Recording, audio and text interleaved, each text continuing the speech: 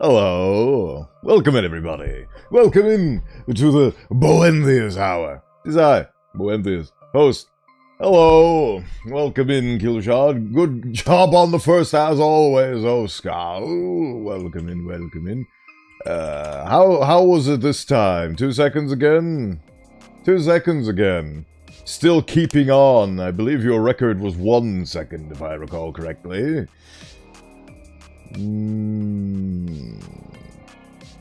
Everything is going quite well. I am doing quite well. All my mornings are engorged upon trying to figure out the color scheme for my 2.0, which is very difficult. And now that I'm looking at my current 1.0,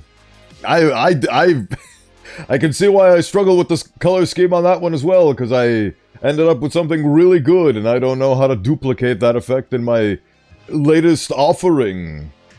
But I will be hard at work on the drawing board, and eventually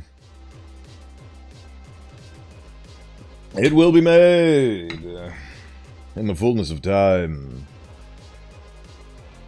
I just need to figure out some things. It's just that I sort of punked myself with a specific design choice that I made that is making it more difficult for me to do things. I guess this is fine with sharing. I accidentally gave myself a jumpsuit, which I'm finding increasingly difficult to... Hello there. ...make good in terms of the coloring conventions. Hello! Hello. Hello, Skull on the YouTube side. I'm gonna be less scared about mentioning that YouTube is a thing that exists. We'll find out if I get canned for it, and if I do, well... oh well. I know it'll be great. Thank you for the vote of confidence.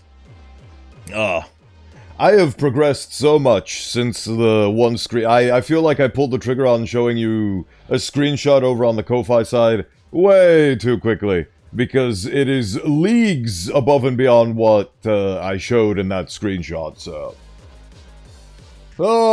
eventually in the fullness of time. Things. Beautiful things. I'm just looking at myself right now.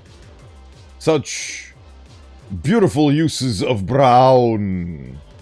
We need to figure out how to utilize that same brown usage. Eventually. Leathers. So many different types of leathers. And the thing is that I'll be using a completely different system for making the textures as opposed to what I did originally, which was just painstakingly hand draw every single pixel. My hands cramped and I was worried I would develop carpal tunnel. Luckily I did not.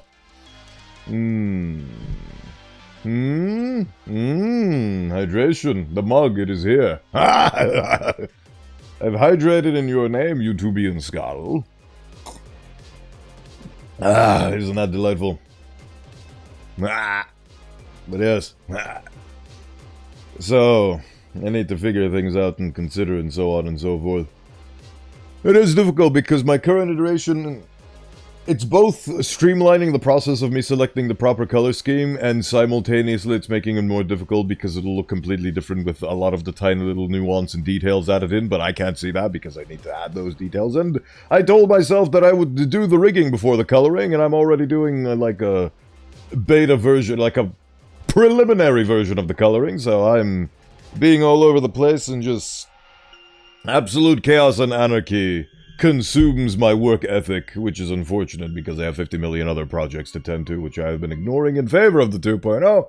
So it's weird. I'm procrastinating with work using other work, and well, it does not help the psyche in any way, shape, or form. So instead of lamenting over that and thinking about it, let's instead torture ourselves with a rousing round of Rimworld. Look at it. It's missing. But now it's here. Isn't it beautiful? It's Rimworld. So, I have expressed my desire in the last stream that I wish to finish with Season 1 of this game, which is my self-appointed way of marking breaks between playthroughs. because through no fault of the game, I punked myself by going into a Shambler world and being too stubborn to end it and start again.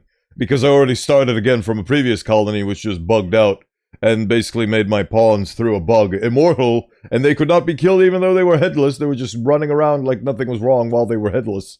That was a fun bug. You can check out the VODs for documentations on that, so it feels like having to do a third restart would be a bit of a... It's essentially, instead of playing the game, we're just trying to configure the game. And I already spent an hour and a half on the first stream talking about the mods that I implemented, so... I'm gonna do my best to have commitment mode turned on. I don't know if I can actually turn it on, but... I will basically see how long my colonists will survive, because it feels like there's so many bullshit things that I managed to save scum out of up until this point. So let's see how we manage to fare. Oh yeah, I forgot that loading breaks everything for a second. Loading, there we go. You'd think the 32 gigabytes of RAM would be sufficient. Apparently, they are not. Anyway.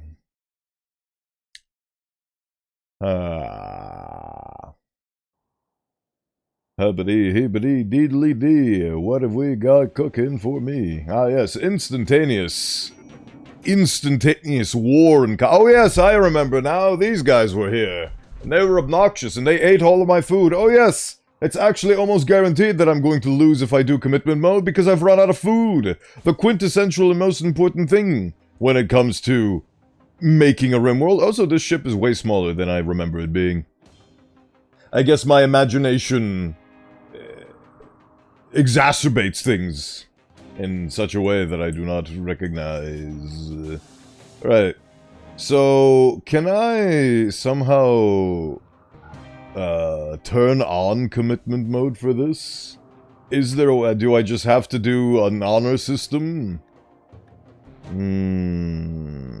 Run background development mode, save data. Wait. Nope, that's the pawn editor.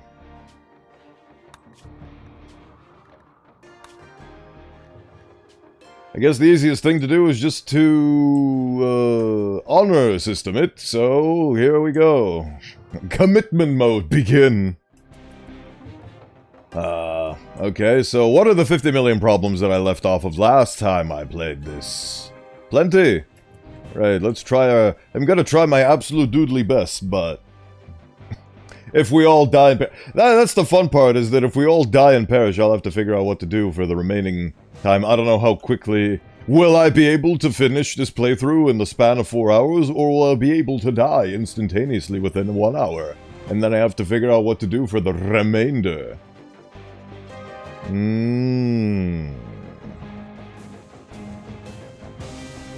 My god, this soundtrack is so bombastic and nothing is happening. And that's been my... Even though I had mods to fix it, it's a pet peeve all the same. I have to manually select the tracks because every single track that will be selected is guaranteed to be Death Paul Rising. Kisesh's spirit is broken as a result. She was forced to question everything.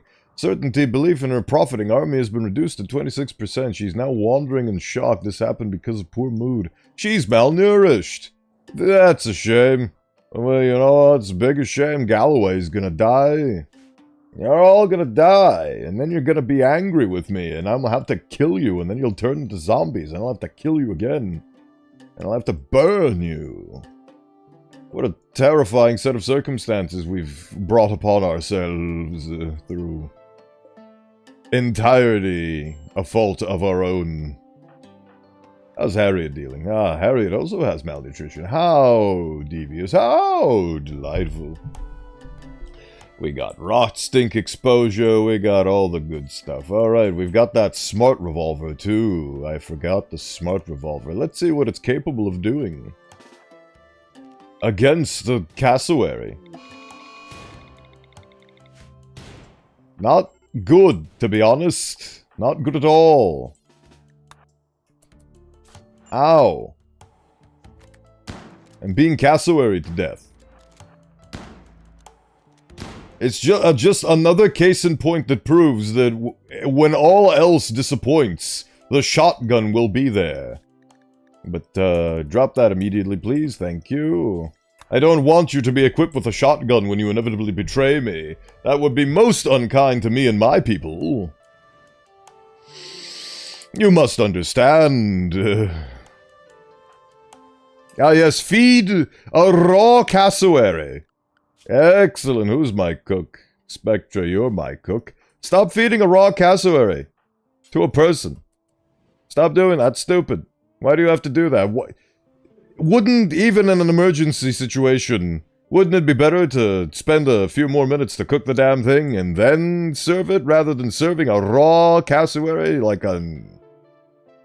I don't even know what adjective I can use to describe the situation. It's always been a thing that happens in Rimworld. When they're starving and running out of food, they care about... They're gonna get so many 50 million debuffs from it, it's just...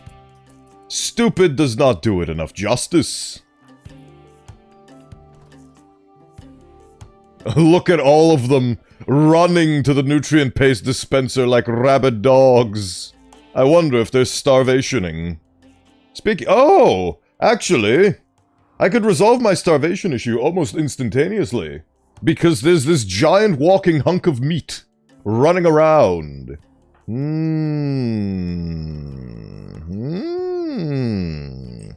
And the best part is that I'm running commitment mode, so if I fuck this up, it's just fucked.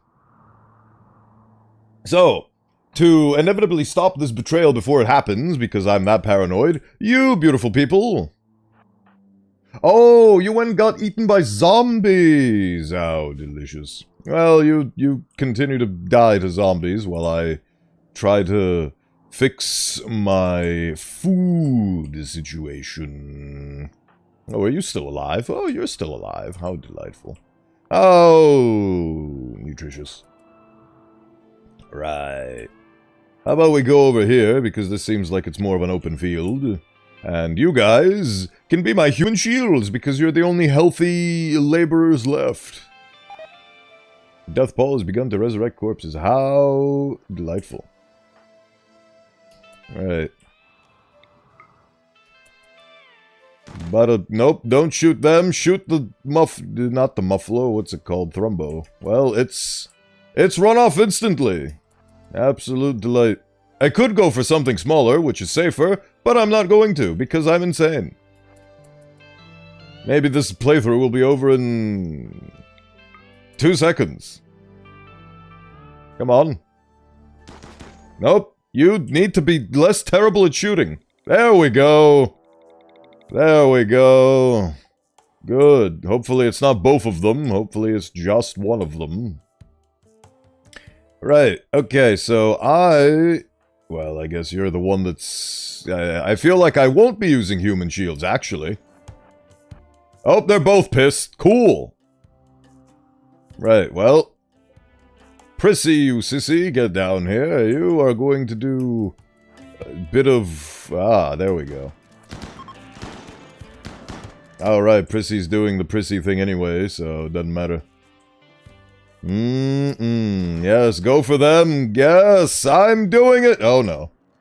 Oh, mamma mia. Run. That is the only thing that you can do in your trying times. Oh, brother. Oh no, oh no. Commitment mode, baby! Commit! So much commitment. Now the combat music is actually valid. You guys can do it, I believe in you. Oh no. What hells have been brought upon us? Shoot them, I declare. Go, Mr. Paul, go. Oh, there we go, that's downed. That's one down. Go, Mr. Paul, punch the dang thing. Is everybody having a horrible... Yep, everybody's dying. That's okay. Oh no, it already shot Paul. Don't shoot each other. That's a bad thing. Stun! Excellent, iconic stun. Run, Paul, run! Yes! Congratulations, team! We've managed to do it! It's just that now everybody's bleeding.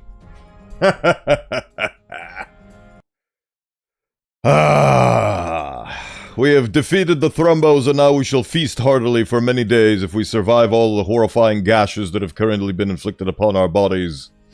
Upon our forms. Everything's a medical bed now. So all of you need medical treatment post-haste.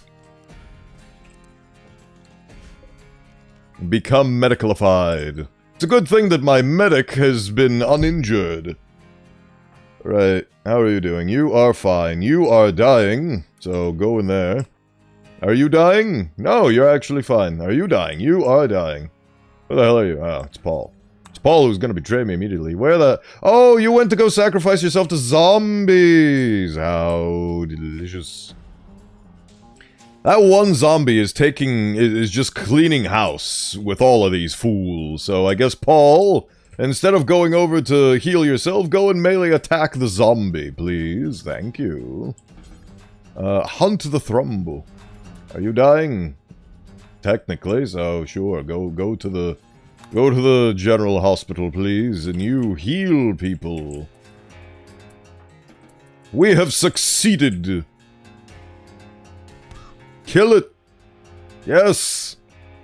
Good job. You injured the Shambler Caitlin, who might actually bring both of you fools down. If you have a melee skill of 1. How excellent. Right, you need to go do something for me. Very important. Ah, there we go. Everybody gets down in this modern day and age. How unfortunate. Kill it. Wow. What could not be solved by 2 people was solved with 1 shotgun. How magical. Right, well, they're all dead, so I guess we might as well begin by executing Mr. Galloway. Can he get up? No, he cannot walk. Ah, I have an idea. I can put this and then make it medical. And then... Can I? Yeah, I can carry him. Come here, Mr. Galloway. I didn't even need the medical bed, actually. Oh, so Marie's gonna die in 2 hours, so I need somebody else to deal with this. Drop. Tend.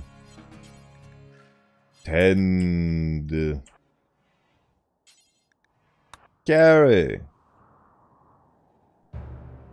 You can go over here. Outside.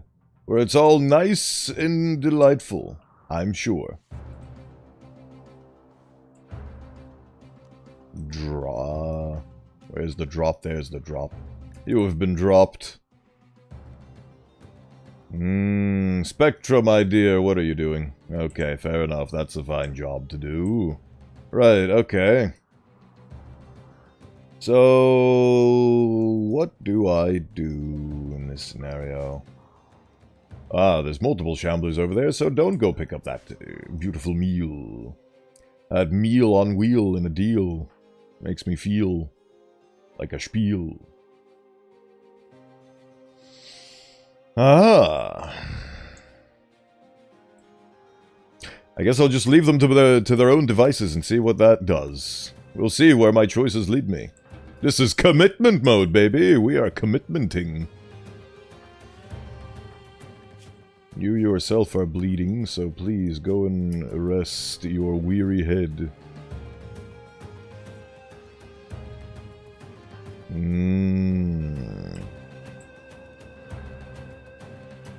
Alright. Tend to this one, so that she may go and cook food for me.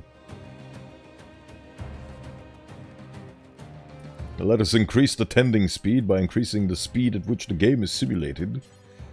And then tend to this one, and then you go and butcher so that we may have food. So that we may have stock in the nutrient paste dispensers. Are these guys dead yet? Nope, all of them are still alive. They're all infected, and they're all bleeding out on the floor, except one. But, you know, That is their own fault. I take no pleasure in that. There we go. Once a Cognito Surety member dies, they must be turned into pet. No. That's not how that works. Okay, so who died first? Ah, this one. Kisesh died first. These guys are all going to die afterwards. What a shame. They came to me in a time of need for refuge and safety, and how do I... What do? I get them all killed. Oopsie. Well, it is what it is. And what it is a damn shame. But we are now food equipped. Hello, Marin Frog. Hello. How are you doing today?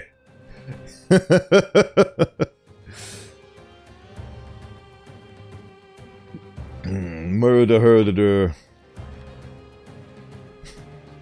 I hope you're doing well. I'm doing fantastic. The settlement is going great. You can tell by the fact that there is... Oh. Oh, they're literally right at my front door. They've even got gimp suits on. So... Great. Except for all the zombies. Otherwise, great. Except for all the multiplying zombies. How you been? Did you acquire the cheese? I did. The cheese was most fabulous and delightful, and now it is a new day and a new dawn. Hello, Park. Welcome in. As you can see, I am having a whale of a time. These used to be friends and family. Now they are zombies. Ooh, what a shame. Oh well. Now, the real problem is that I've got zombies on this side and zombies on this side. Great, except for the multiplying zombies. I mean, ain't that the truth? That's just a common Friday. Happy Friday, everybody. Hope you don't have to deal with the encroaching zombie horde slowly needling their way onto your doorstep. Congratulations, Callie is the only person that has been left unharmed by the evils of fate. You may claim the bed. Look at all this delicious food that is going to spoil, because I don't have a fridge. Callie suffered additional fatigue. Cumulative fatigue. Can I build a fridge? Yes, I can. No, I can't. Do I have the power to afford a fridge? 90 watts. Yes, I do. I could build fridges for this newly found food. Except I lack the steel, because all the steel has been committed to this ship, which I am trying to build to escape. But they are not going to let me escape. I will die here. Hey, at least we're indoors. That's a nice sign at the very least. Look at all these delightful corpses rising. They are literally just in my house now. Not gonna lie, I used to have Shambler hordes approach or raid my base when I did other types of runs. That aren't anomaly from modded to vanilla, but when I did anomaly run, I don't get Shamblers. I wish I could relate. The problem that I've done is that I've installed a mod which allows you to access and or play on a Shambler world. And a Shambler world does what it says on the tin, which is it just spawns Shamblers constantly. And if a corpse is left outdoors for an extended period of time, it too will turn into a Shambler. So I've basically set myself up for failure from day one, so it's honestly quite impressive that I managed to survive this long. I turned this game into Project Zomboid without... like, just completely on accident. I was like, oh, Shambler World, that sounds fun. It was on day 10. This is now day 50. And, well... see, look at them. Oh, they're actually just straight up in my house. And I need to kill them. Who is my strongest killer? Ah, my terrorist, of course! That is my most powerful killer. She might be lacking a lung, but what she lacks in lungs, she makes up in shotguns. We must murder the zomboids, and we must do so together. It's also really hot. It's really hot outside. The world is in shambles. It absolutely is. It absolutely is. Let's see what will happen now. Kill them. They've all aggroed. They've all aggroed, and the skeleton is very fast because he has no weak muscles to slow him down. Alright, time to pull out everybody that can be pulled out. Run, run, run, run, run. Run, run, run, run, run. Kill those goddamn zombies, please, so they don't kill me. Good. Good work, team. Where the hell is it going? I can't tell which one it's aggroed to. Because it's going in the middle. It's doing a 50-50 on me. Ah, it's dead. Excellent. Good job, team. We did it. We've dispatched. Now we need to dispatch the remaining 4. Devour are the worst. Never fight them in an open area. Tunnel them and have cannon fodder for them temporarily. I've never encountered Devourers in my life and don't know what that even is. Because this is my first anomaly run, and as you can tell, it's going swimmingly. Dust clouds rolling. It's a real shame what's going on, but it is what it is. Kill them! Kill them all! Oh no. I didn't account for the fact that there's also a zombie iguana. You're right, there is a YouTube chat. Very delightful. Yes, good, iguana slain. Good job, squad. Why are you shooting at this? Why? The concrete, it did nothing wrong. The concrete is beautiful and it is pure. You must not kill it. Shoot the zombies instead. Yes, good. More. Yes, good. Excellent. Excellent. My bad, spoiled the anomalies. Yes, you did. I'm glad you acknowledged that. But that's okay, I won't remember, hopefully, this conversation, because I will be taking a long break from Rimworld, hopefully after today, because we are playing commitment mode, baby! This has now become a commitment mode run. This is the most I've ever survived in commitment mode, because I never play commitment mode. Because I have trouble with commitment. It's amazing that I've managed to commit to being a streamer for over a year at this point. Another chat? Now imagine that. Isn't that swell?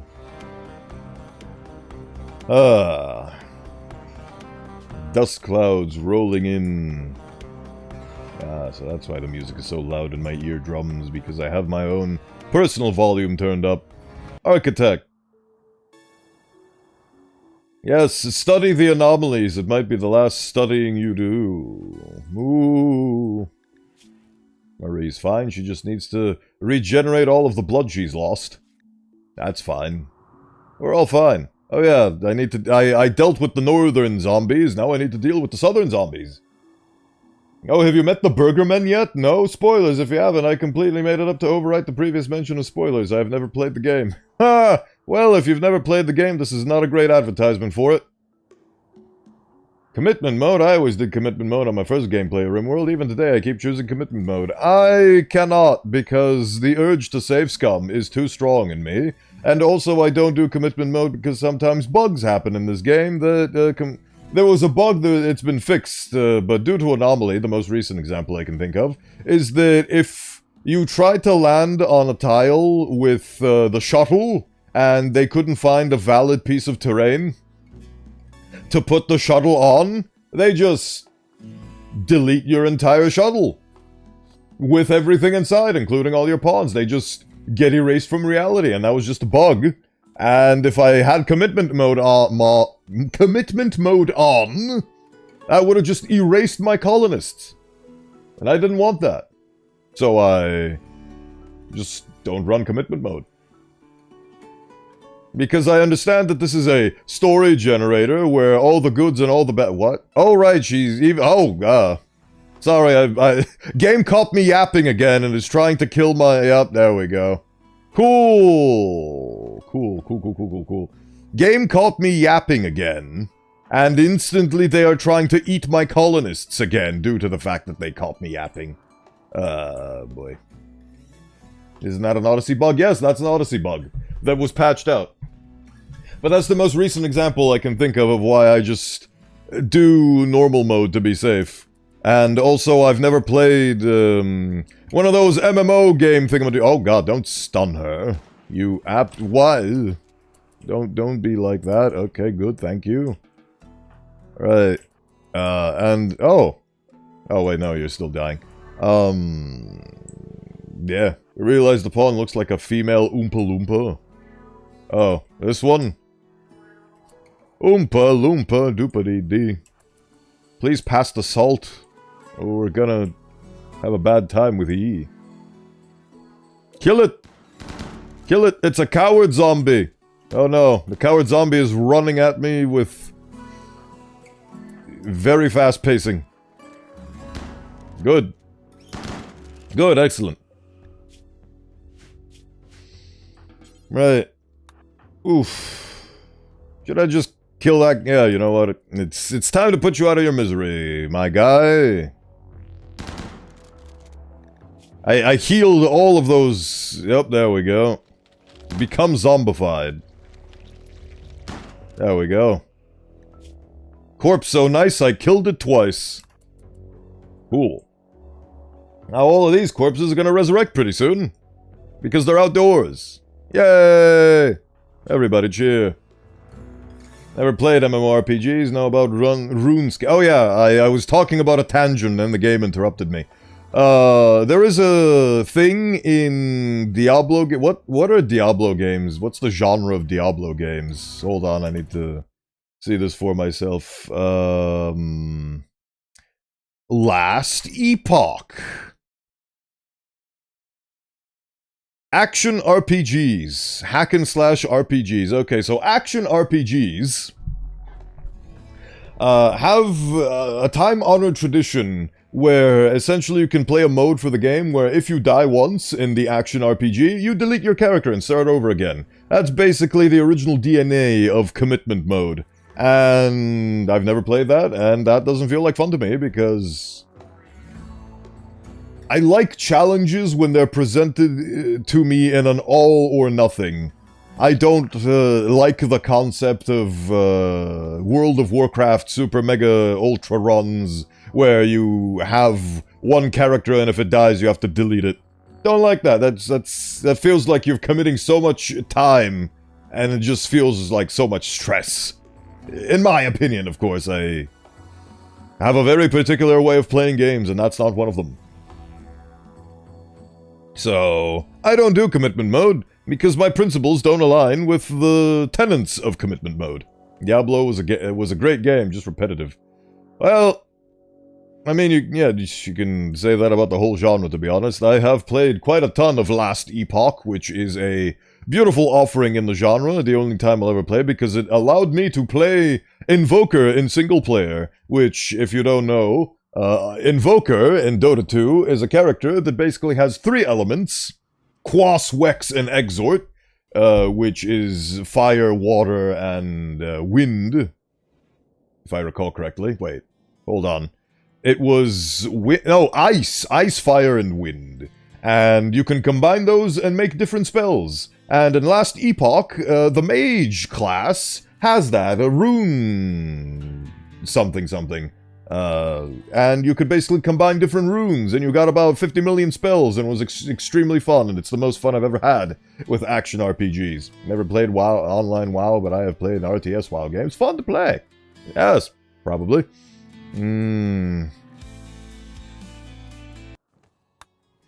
My ideology is I don't want to die. Oh yes, refrigerators. Oh yes. Okay. We need a strategy. I can't just sit on my laurels and wait for something bad to happen, because something bad is always going to happen. At least I need to pretend like I'm trying my bestest and am not actively seeking for ways to end my Rimworld playthrough, because it is, again, through no fault of the game, entirely my own fault, I've managed to sap all of my desire and enjoy my desire to play this game.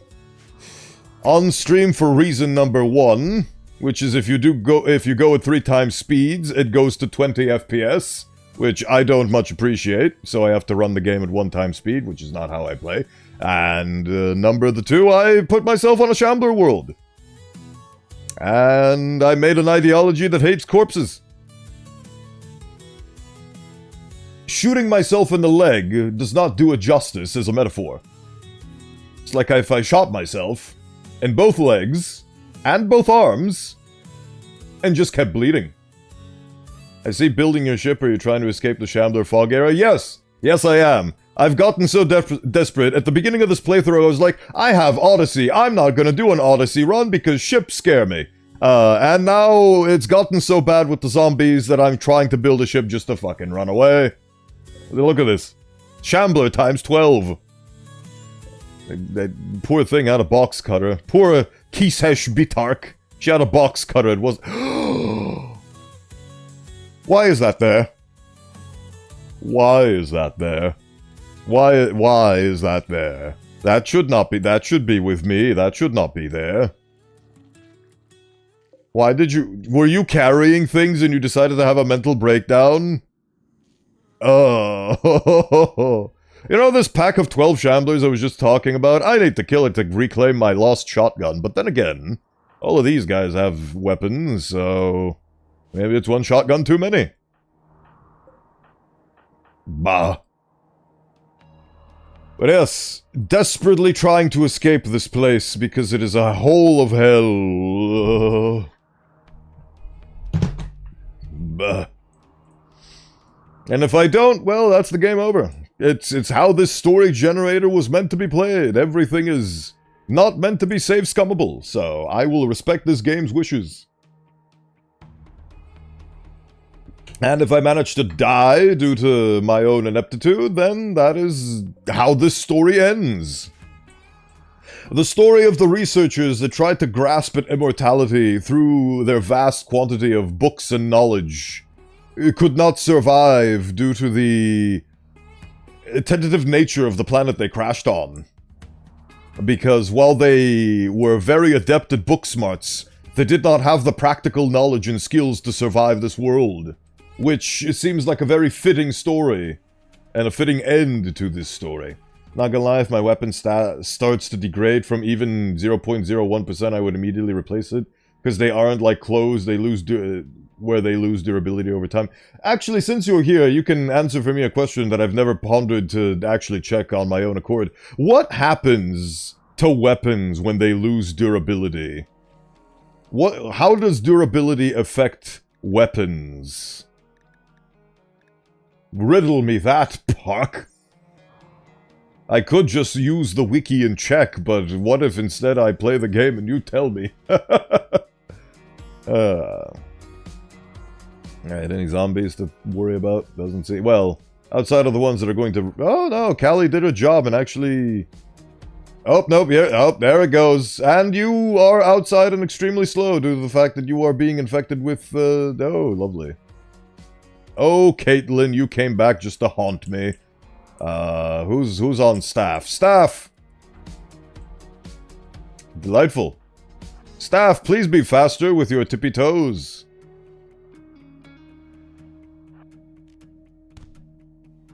Oh, brother.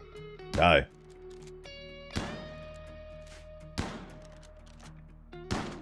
Definitely have regrets over adding the insanity mod, I can tell you that at the very least. Why is this thing? Oh yeah, because it regenerated all of its everything. Perish, creature! Do not be alive! Please? Please? My goodness. Alright. Hold the... Well, okay, that was an assassin, so you know what? Fair enough. Right. Cool. We're all fine. We're all good. Ugh. Yum, yum, yum, yum, yum. Oh yes, I'm mining so that I can produce a refrigerator, so that I can produce a way to keep this food from spoiling so I don't starve to death. That's the main game plan right this moment. Look at this. Look at this mining speed. This is a 2x speed. It's so Did these guys even know how to mine? Who's my miner? Oh. Oopsie doodles. Go mine. The more it loses durability, the lower its stats get. Basically, more penalties on accuracy, do less damage, and long cooldown depends on what level of durability they are. Ah, noted. So it's probably a bad idea to have a load. Well, that's probably why there's so many repair durability mods, because durability is a silly, dumb thing that I don't like as a mechanic all that much, to be honest with you. I feel bad for circumventing durability, but simultaneously durability is such a pain in the ass. Right. There we go. Now we got a proper miner. Do the proper mining. Good. And you're even getting more steel per haul for everything you mine. Delightful. You can stop doing what you're doing now. I will allow it.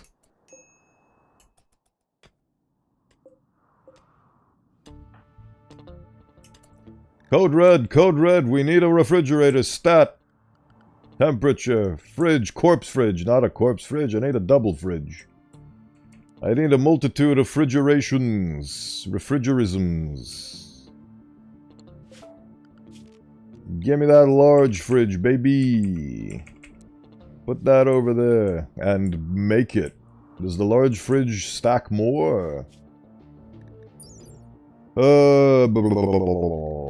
Total storage capacity, 10. 5 stacks per cell. Is that bad?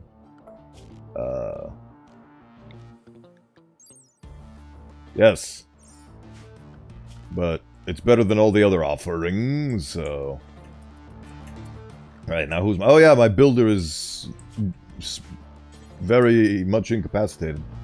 I love durability as long as they aren't a hassle to repair them or get a new one. I feel like mobile games are the ones with this annoying mechanic where durability becomes a hassle.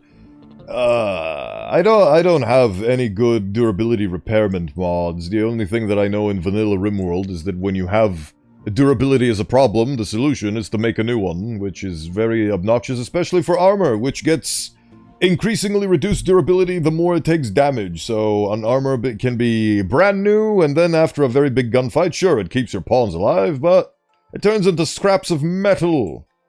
Not great for optics. Right. This is a critical storage solution.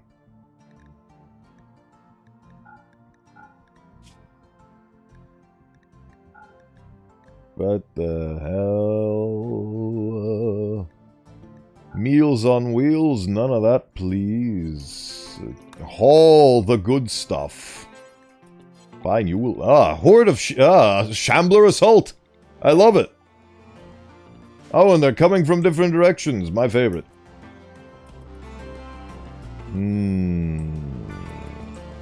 Alright, you are over there, and that is a bad place for you to be. Why are you sleeping over there? Don't sleep there. Go home. I seem to have had exactly the amount of steel I needed to build that fridge, which is great. Alright, go haul the thrumbo meat. This meat is neat, and it must be packed in away from the heat. The demons arrive, and I am ill-prepared. Person sleeping on the floor, stop sleeping on the floor. She'll give you your beds back. You deserve some beds. Maybe. Marie, since you're walking over here, I need you for something. I think armor losing durability makes... Oh, absolutely it makes sense. It is completely realistic and... Like, if you shoot a hole through a Kevlar vest, it's gonna lose its ability to block more bullets and so on. It makes absolute and perfect sense. It's just annoying to deal with. The fun thing about Kill Knight, which is an arcadey shooter, is that I just kill things. I don't have to worry about whether or not my sword's gonna get chipped. Because I'm that kind of gamer. I'm a filthy casual, I suppose.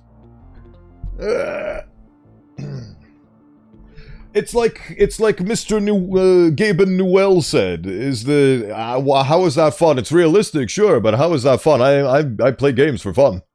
I add things in games to make them more fun, not make them more like the pain of life going to the grocery store and forgetting which groceries you wanted to buy because you wrote them down on the list, but you forgot the list, and then having to remember and walking around and running around and then going to the cashier and all that. That's not fun, but it's super realistic. It's very realistic. Like, even in games like Supermarket Simulator, you don't have the hassle of, I'm trying to think of something you don't have the hassle for, but that whole game is a hassle. Oh yeah, all of the shelves and all those things, you just get to place them instantaneously without having to assemble the furniture and so on and so forth. And things get shelved automatically, you just have to click on the shelf and it just all gets neatly ordered. House of the Dead is a fun arcade game, same goes with Left 4 Dead 2, you focus more on surviving and ammo than weapon and... Yeah, exactly, those are the kind of games I love the most. Right, so that's 2 out of 6. Oh, there's the other 2. And there's the other 2. They all came from different quadrants. It's delightful, I love them. I love them. This is my final stand. Oh god, that's a child. That is a child zomboid. Kill it. Kill it before it lays eggs. Bada bing, bada die. Perish, child, my walls are not your chewing toy. Good.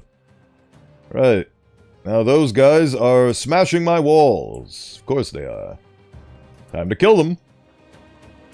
Time to kill them and kill them proper. Of course, the monolith is blocking the way. Why?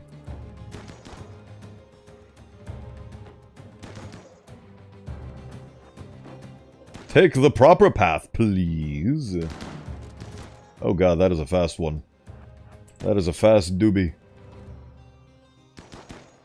Shoot it. Shoot it, kill it, murder, slay. Good, excellent. All is well. Crematorium. Your favorite place to be. It's all done, it's all good, it's all well. We have succeeded in surviving yet another assault out of the... How many assaults have I had over the course of this playthrough? Ah. That's a lot of red dots, don't you agree? And my wealth has been... Like, usually the graph is a lot more 90-degree angled. This one is an extremely slow and painful haul. Yeah. Red.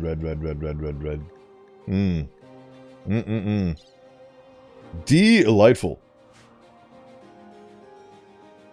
Thrive, strive, and survive.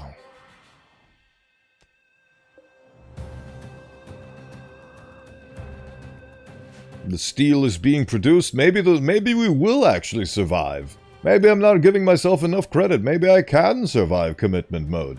Well, I guess the problem isn't so much surviving commitment mode as the fact that when horribly avoidable tragedies happen, do I have the will to let them be etched in the annals of history instead of reversing time to undo those horrible tragedies? Such as, you keep running around and getting eaten by zombies.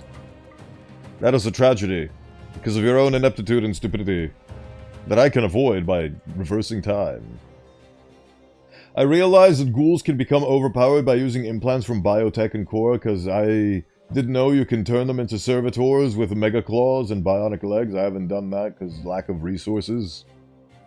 You can do many things in the world on the rim. Speaking of, you can leave your food to spoil. Is another thing that you can do on the rim. Like what these idiots are doing right now. Stack the food. Stack the food.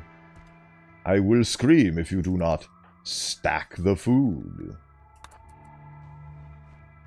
Your leader's speeches mean nothing to me. Oh, this is 150. I still have enough excess. I can spare another fridge of a similar make. Stack the food. Oh, both of them have been butchered. So this is the entirety of our food storage. And even with that, it still says low food, which, you know what? Understandable, game. Have a nice day. Are these critical? No, these are important. Put those in critical. Prioritize filling the hopper. Fill the hopper up. Fill the hopper up. I thought you couldn't put implants on ghouls, because, you know, they're technically dead, but you can't operate on death unless it's modded. You can. Yes, that is true. There are a lot of mods about extracting organs post-mortem. Post-morty.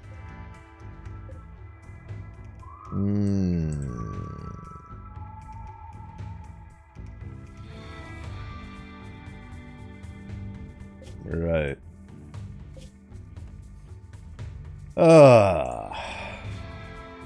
We are doing it. I might actually just get a ship. Yet. Such a tiny offering, but it is an offering all the same. And it will bring me... The plan is build a ship and go live on an asteroid for the rest of my days. That's the current plan, because I am sick of this world and its evil zombie machinations. Look at all those dead snakes. 5 cobra corpses. They're gonna be turned into shambling cobras. Imagine a cobra zombie. It already looks like it shambles like a maniac. Imagine a zombie variant. Marie struck up conversation with Callie about aspirations. Their opinions diverged, but they kept a civil discussion. I think you get a raid of sight stealers, but due to living in an infested shambler area, the shamblers got them. Probably, I'd probably get shambler sight stealers. I have arrived here too. Welcome in, Deltor. Welcome in. Thank you for stopping by as always. As you can see, the stream is not private. I did not mess that up again. It's all Gucci. We're all fine. And we are surviving in our newly formed commitment run. I have the commitment too in the event of messing up and dying. That's over for Rimworld because I have, as identified last stream, other things to play and do on twitch.tv/Bowenthius and other.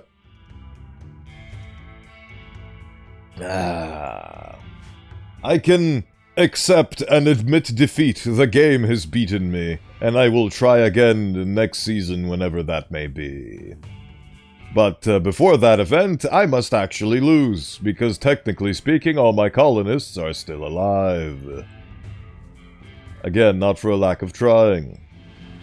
If I wanted to die, I could just nuke them right now with God mode, but I refuse to do so. I'm gonna die the proper, slow, and painful way, as nature intended. And have you had your colonists stack the food? I have. Is that where you came in? The food has been ideally stacked, and hopefully it will not expire. It most likely will, but... Also, I've run out of clothes. All of the clothes of my colonists have turned to shambles. Fittingly enough. So I must produce a bench of construction for them. Construction of tailored goods and services. There it is. Hand tailor bench. Neural fatigue worsened. All of their neural fatigue is worsening significantly and simultaneously. How much does this bench need? 120 watts. I only have 110 to spare, I'm afraid. Very, very unfortunate. But you know what is fortunate? The fact that I could just turn this thing off and just build a tailor bench anyway. Out of bioferrite. Because why not? Not like I have a damn use for the thing.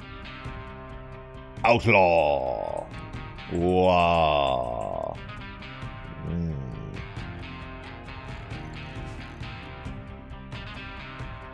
Imagine fighting an anomaly that became a zombie. That would be a horror beyond comprehension. My favorite. Yes, it's a shambler sight stealer. It's delightful. Beautiful pod. Yes. Yeah, good. Nature. Nature is healing and sprouting. They're delightful. It's not gonna grow due to the fact that there is no sun. But hey. Oh yeah, these guys. Oh. I didn't even realize that. These guys died. And dropped an impact stubber. A compact pistol specifically loaded with impact tip ammo. Each bullet violently explodes once it reaches its target.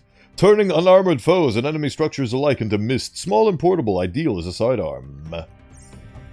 Coming from the Compact Weaponry Reloaded mod. Poor Sparky 700. He was an SKP, but he escaped nigh unto death itself. Could also stay in the bunker and...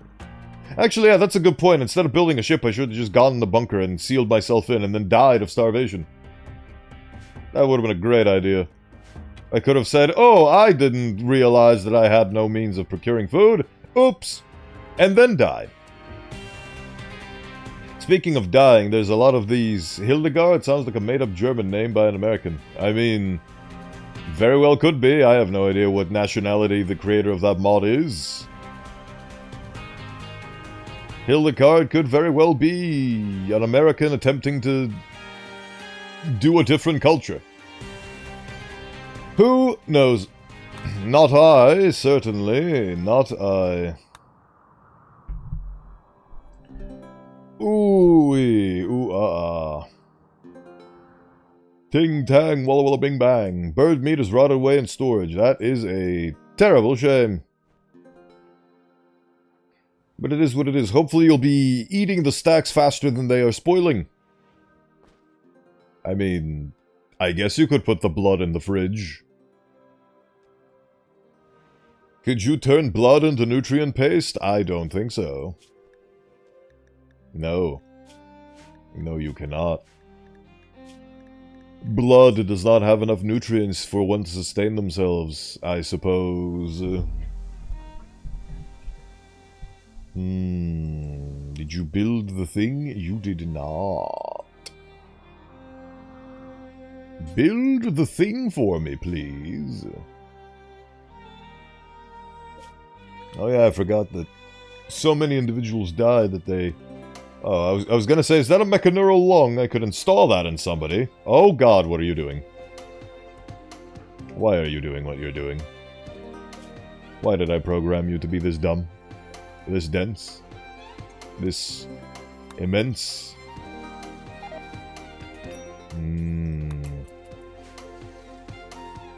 There is an immense portent. In every American movie, the scientist, good or evil, must always be German, while the big tanky man is always Russian. You're just quoting TF2 at me at this point. But yes, those are stereotypes indeed.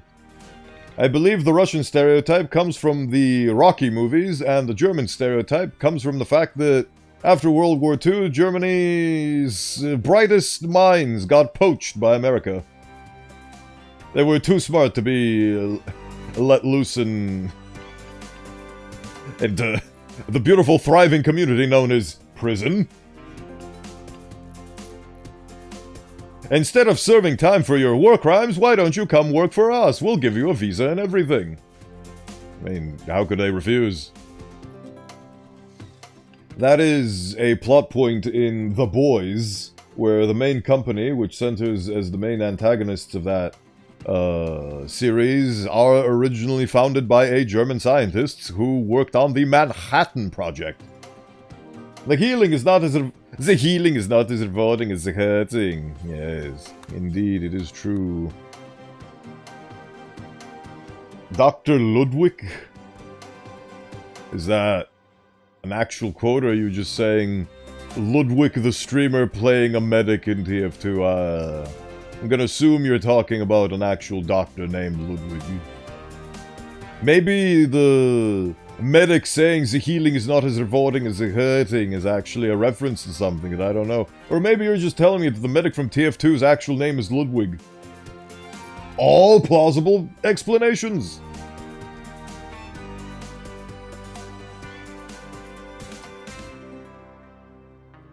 Oh, they even have water in the fridge. That's adorable. Right, alright, we have a bioferrite bench. Now let's actually make things with it, shall we? The medic name is actually Ludwig. Ludwig is a common German name. Neat! Button-down shirts, please. Wow, I am very low on the leather, so I guess Thrombophur is the only thing that I have available to me. So make 2 button-down shirts, please. Who the hell's my tailor? My tailor could be a terrorist. Terrorist tailor. Tailor terrorist. Why are you consuming thrumbo meat? Why must you be this way? Storage. Food is in storage of a higher priority. Cannot fill hopper. Yeah, okay. I just actually, no, there is a way to do this. I have these set to low, and then this one is set to critical, and let me guess, all of these are connected. Yay! Unlink! Okay, so this is critical, these are low, and then this is important. So that way you can have at least one stack to spoil. There you go. Now go and eat food, you dang dirty terrorist. And that's how I lost my medical license. His skeleton was missing and the doctor was never heard of again. Ha ha ha ha ha. Oh, what delightful tales you tell while holding my heart in your hands, doctor.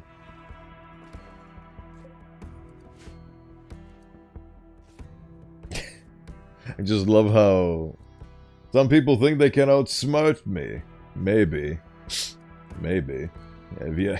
I have yet to meet one that can outsmart Bullet. Some Russian mercenary. I believe his name was Misha, but that is a... I arrive and I hear you lost your medical license because a skeleton and a doctor went missing. That is correct. Hello, Lumnis of the Katsu variety. Welcome in. Thank you for stopping by. Heavy has a name, but I forgot what it was. He does indeed. It's a very Russian name, and I know that his siblings refer to him as Misha, but I forgot what his actual name was. He has a PhD in Russian literature, don't you know?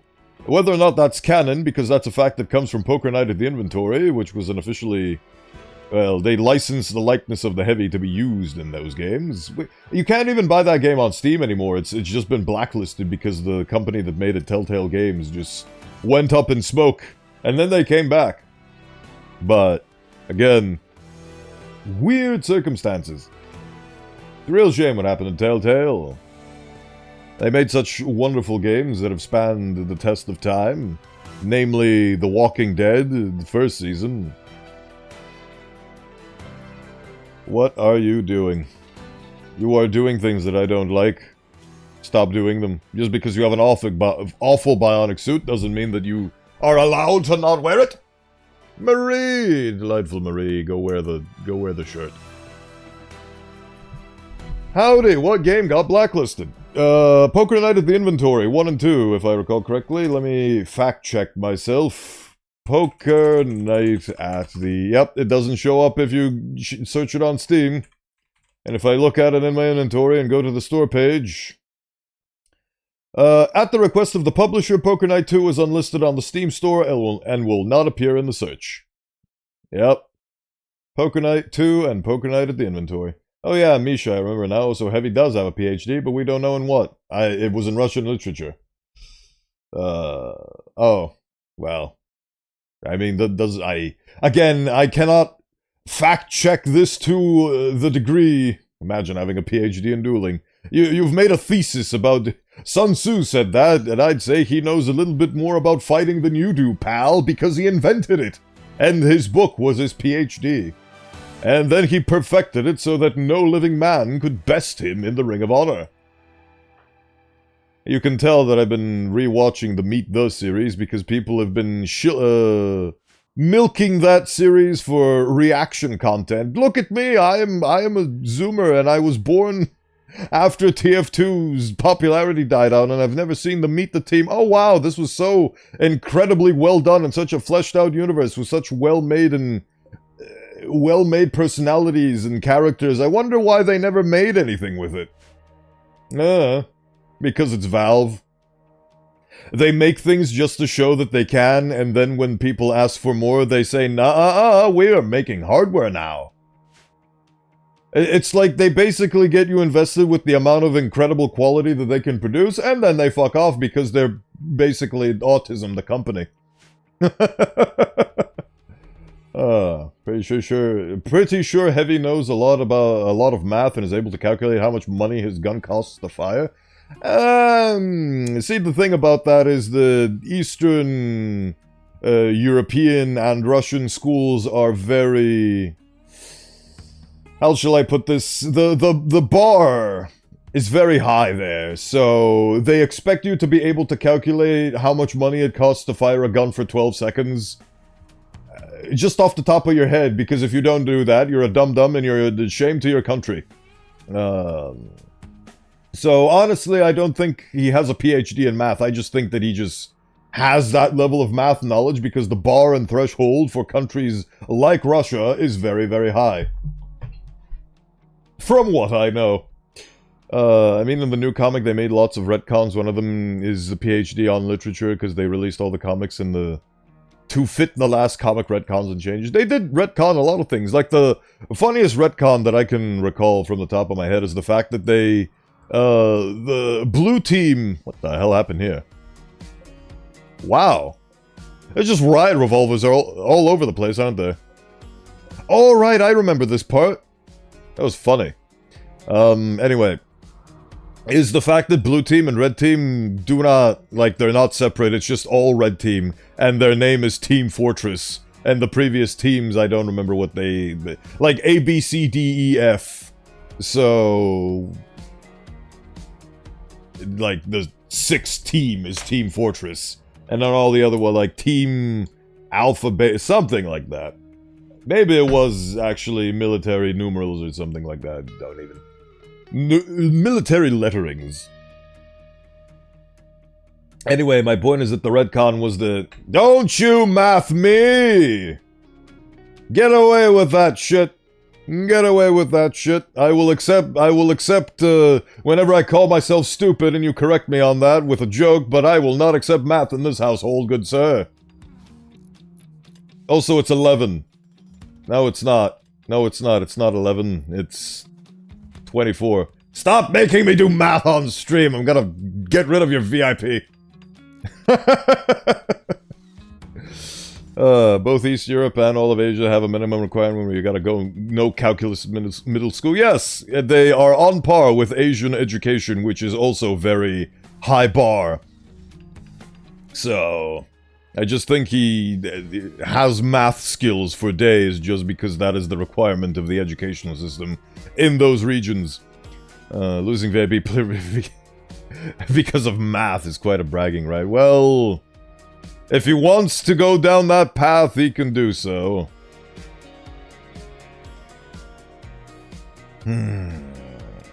Some people's pride is another person's shame. So, you never know. Anyway.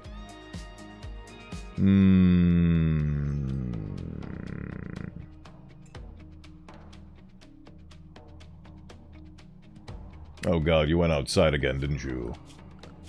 Oh, they're all in the safe zone. Neat. Is that a Shambler toad? No, it's a regular Colossus toad. Neat. I completely lost my train of thought now because you showed math at me and completely scrambled my brains. Why would you do that to me? Do I not treat you well enough? You betray me so. Neural fatigue is worsened. What a shame. What an absolute shame.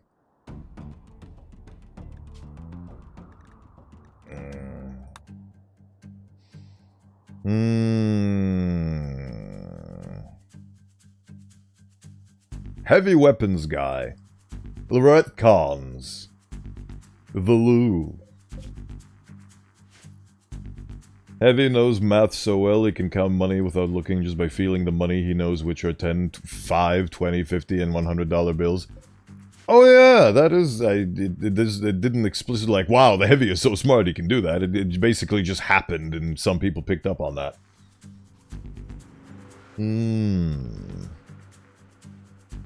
Tattered apparel. How very precocious. Mrs. the Terrorist. Make shirt. Pretty please with berries and bees.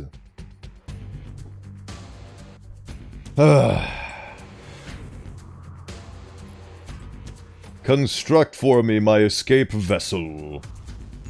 Create for me. Produce for me.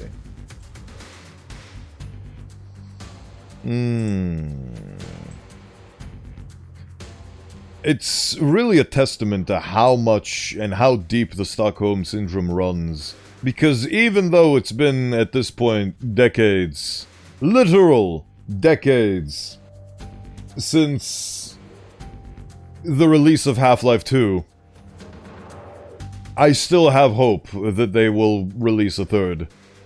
I still have hope. Somehow, despite everything, despite the fact that Valve no longer makes games effectively, and just maintains the ones that they already have, and just makes hardware and sells games on Steam, because that's enough of an issue all on its own, for them to also juggle being a game development studio on at the same time. It's just... somehow, still have hope.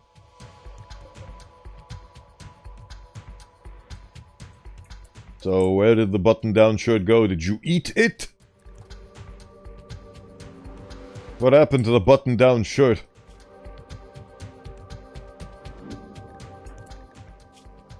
That's not the button. Where'd the button-down shirt go? That's a Garrison coat. That doesn't count. That's the Thrumbo shirt. Where did that iconic button-down shirt go? It just vanished into the ether. Doesn't Half-Life Alyx count as a prequel sequel to Half-Life 2? It counts as another entry, but because of the horrifying wait, they just wanted to do a basically, Half-Life is their tech demo engine. Half-Life 1 was the tech demo where you don't have to have cutscenes and gameplay separate, you can combine them. Half-Life 2 tech... oh, you sly son of a... you are going to wear that bionic suit, and I am gonna be very cross with you. Cloth t-shirt. Alright. How are we doing in terms... yeah, you know, you can go put on that. Anyway, so Half-Life 1 was the cutscene tech demo, Half-Life 2 was the physics engine tech demo with the gravity gun and the fact that you can pick up a saw blade and tear a zombie in half. And then Half-Life Alyx was the tech demo for VR. It's just showcasing, hey, look guys, games on VR are actually pretty swell. And they were right, but ultimately it does add more to the story of Half-Life, but it's not... It's not a fleshed out... See, this is exactly why they didn't want to name it Half-Life 3, because they knew that people would put so much... also, considering the fact that they'd make Half-Life 3 a VR exclusive, people would actually find where they live and burn down the Valve headquarters in... I forgot where they are, I used to remember. Anyway, the point being is that they made Half-Life Alyx and not Half-Life 3 for the exclusive purpose of not having it be compared to Half-Life 3, because it's not Half-Life 3. It is essentially, I don't even remember, 8 hours of a campaign where you get to do tech demo shit, technically speaking, in the Half-Life universe, but it might as well could have been anywhere else. It's just the Half-Life IP was slapped on it. And then in the last, I don't know, 10-20 minutes of the game, you get an actual, not even resolution to the Half-Life story, just a continuation. So... good for them.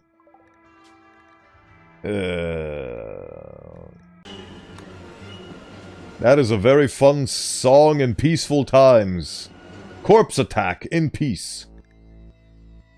Oh, Corpse Attack is the soundtrack that plays when that odd corpse actually wakes up and attacks you. Stellar Clockwork. Cool.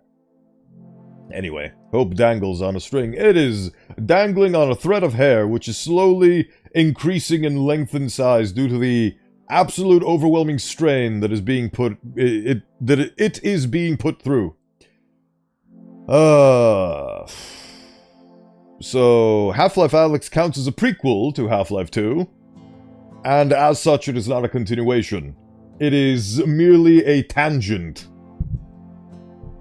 that, again, dangles another string, because at this point I've realized that these people were not master storytellers that were just... like, the payoff is never going to happen. I'm old enough to realize... Oh. Structure is a conduit that links to the void. Reality hidden under every point in space-time. The void is inhabited by a vast machine intelligence of terrifying complexity and surges with nightmarish inhuman rage. Oh! They've done their I have no mouth and I must scream bit. Its influence creates horrors in our world. Awakening the monolith will fully open the conduit. With the channel open, Harriet believes she could reach through the link to permanently close the conduit, or find a way to harness its dark power. The monolith now provides more knowledge when studied. Cool! Anyway, do you dabble with VR? I used to. The minute Half-Life Alyx was announced in 2019? Yeah, I don't even remember at this point, it's been years. But the minute Half-Life Alyx was actually announced, I was so excited. It was the most excited I've ever been in my whole life. Sad, I know. But point is that I was so excited that I immediately scrambled to sell everything I could feasibly sell in order to buy the most budget VR kit I could possibly buy, which was a combination of the Valve Index controllers, which is not budget, but it is a good enough fidelity where I had full finger tracking. Oh boy, horrors beyond human comprehension, let's go. So I bought the Steam VR controllers because when you buy any part of the Steam Valve Index kit, you get a copy of Half-Life Alyx for free. So I decided to budget in the price of Half-Life Alyx with the hardware that I was getting, and I really wanted to experience full finger tracking for my first ever VR experience, which I'm very happy that I did. Very good idea that I did. Anyway, so it was a combination of those controllers and the HTC Vive from 2016, which 2016 or 2017, which I believe is no longer in production and has been phased out. So I bought all of those, and a single base station, because why do you need two? And, I played Half-Life Alyx on launch day with that, and I was very happy. It was a good, like, that's the problem with Half-Life, is you can't get mad at it for holding, like, for dangling a carrot in front of you, because on a technical scale, it is a very, competent game. It's a game I would recommend to anybody, even if you've never heard of a Half-Life, because it's not a Half-Life game. It is a VR tech demo with the Half-Life name stapled onto it, because Half-Life itself is a tech demo. I have accepted the fact that no payout will justify the expectations that are put on Half-Life 3 as it is and as it exists in the current space of gaming. It's kind of fizzled out at this point. Nobody really talks about Half-Life 3 anymore. The current trendy meme is X before GTA 6, because that game is notorious for being delayed every 10 seconds. Was it the best Half-Life game? No. Did you enjoy playing it? Yes, exactly. That's the thing about Valve. They're very shrewd because you can't get mad at it, because they've covered all of their bases. Is this Half-Life 3? No. Is it a good game on a technical scale? Yes, it has a lot of very good... again, it's made on... it's a very technically successful game, because it has all of the ingredients. It has a lot of elements where you play around with different mechanics in VR. You got dark mode, you got being scared and threatened by a spooky thing, you got 3D puzzles, and you can spin away. Like, it has so many technically successful things, and you can't get mad at it, because it is a technically good game. But is it a good Half-Life game? See, that's the thing. Half-Life itself is... like, it's so sad. It's so sad that I've realized that the genre that I've essentially built my entire identity on wasn't even that good in the first place. It is a very technically competent and successful product, which has built my entire ethos.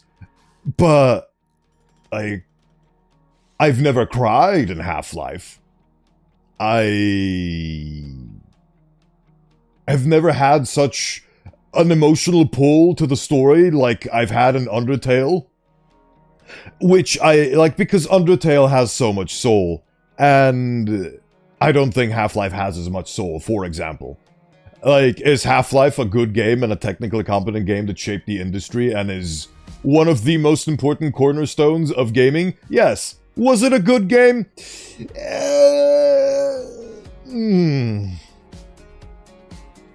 Gotta admit, Valve makes high-quality products and games. As it takes generations for them to release maybe one game or product. But they made Steam. Without it, I wouldn't be playing games like Rimworld. Yes, we are... Again, Steam is basically the culmination of their ethos, because it is a necessary thing that's very technically savvy and competent, and it basically destroyed, because before... Do you guys remember GameSpy? Do you remember hardware... not hardware, software that existed to... get tacked on to games before Steam? It was a lawless no man's land, and then Steam came along, and it was basically the great empire that ushered order and stability onto the land. Half-Life was good for its time, quite the classic. A lot of people are gonna want to know your location for not saying Half-Life is a good game, Lamau. See, that's the funny thing, that I used to be one of those people, Mr. Katsulumnis. I am the biggest Half-Life stan, because, like I said, my entire identity was built around that game. It raised me, it was my childhood, it was my everything. The first thing I ever touched in my life in terms of internet popular games was Gary's Mod, and I was like, where do these funny character models come from? And then I played Half-Life to learn, oh, so this is where the funny smiling G-Man comes from. It shaped who I am today, and I wouldn't be who I am without Half-Life. But the rose-tinted glasses are finally falling off. Because I've just experienced better stories, better world-building, more cohesion. The story of Half-Life 1 is essentially a loose adaptation of Stephen King's The Mist. I was heartbroken when I found that out. Because I thought that they were actually original and good storytellers. G-Man is a nonsense character. The creators of Half-Life do not know what G-Man is. It's a mystery for the sake of a mystery. And I was heartbroken when I came to terms with this reality. Undertale made you cry, and the game that made me cry was actually, no, some games have me existential like Soma and IB. What the hell is IB? Soma, I understand. Soma, yeah. Soma, 10 out of 10. Beautiful. I'm a very specific type of person, so I guess maybe games like Half-Life wouldn't make me cry, and I'm comparing apples to oranges right now, which is unfair to the apples or oranges.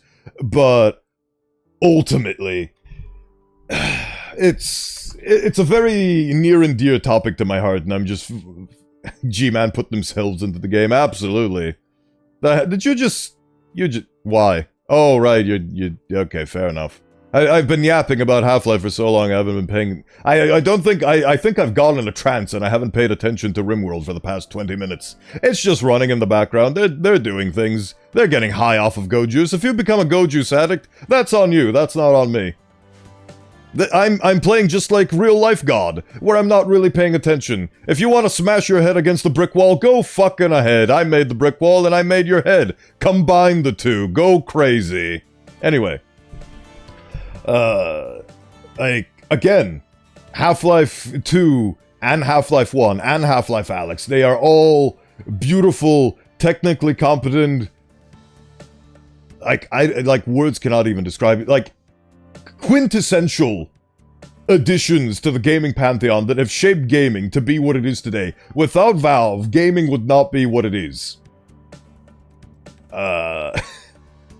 Especially considering the fact that in the beautiful far-off year... Wait, hold on, I need to fact-check this. This is an important year. Manconomy update. Funnily enough, okay, 2010. So, Valve, in addition to having one of the most influential games in the form of Half-Life and Portal and so on, also popularized loot boxes in the West.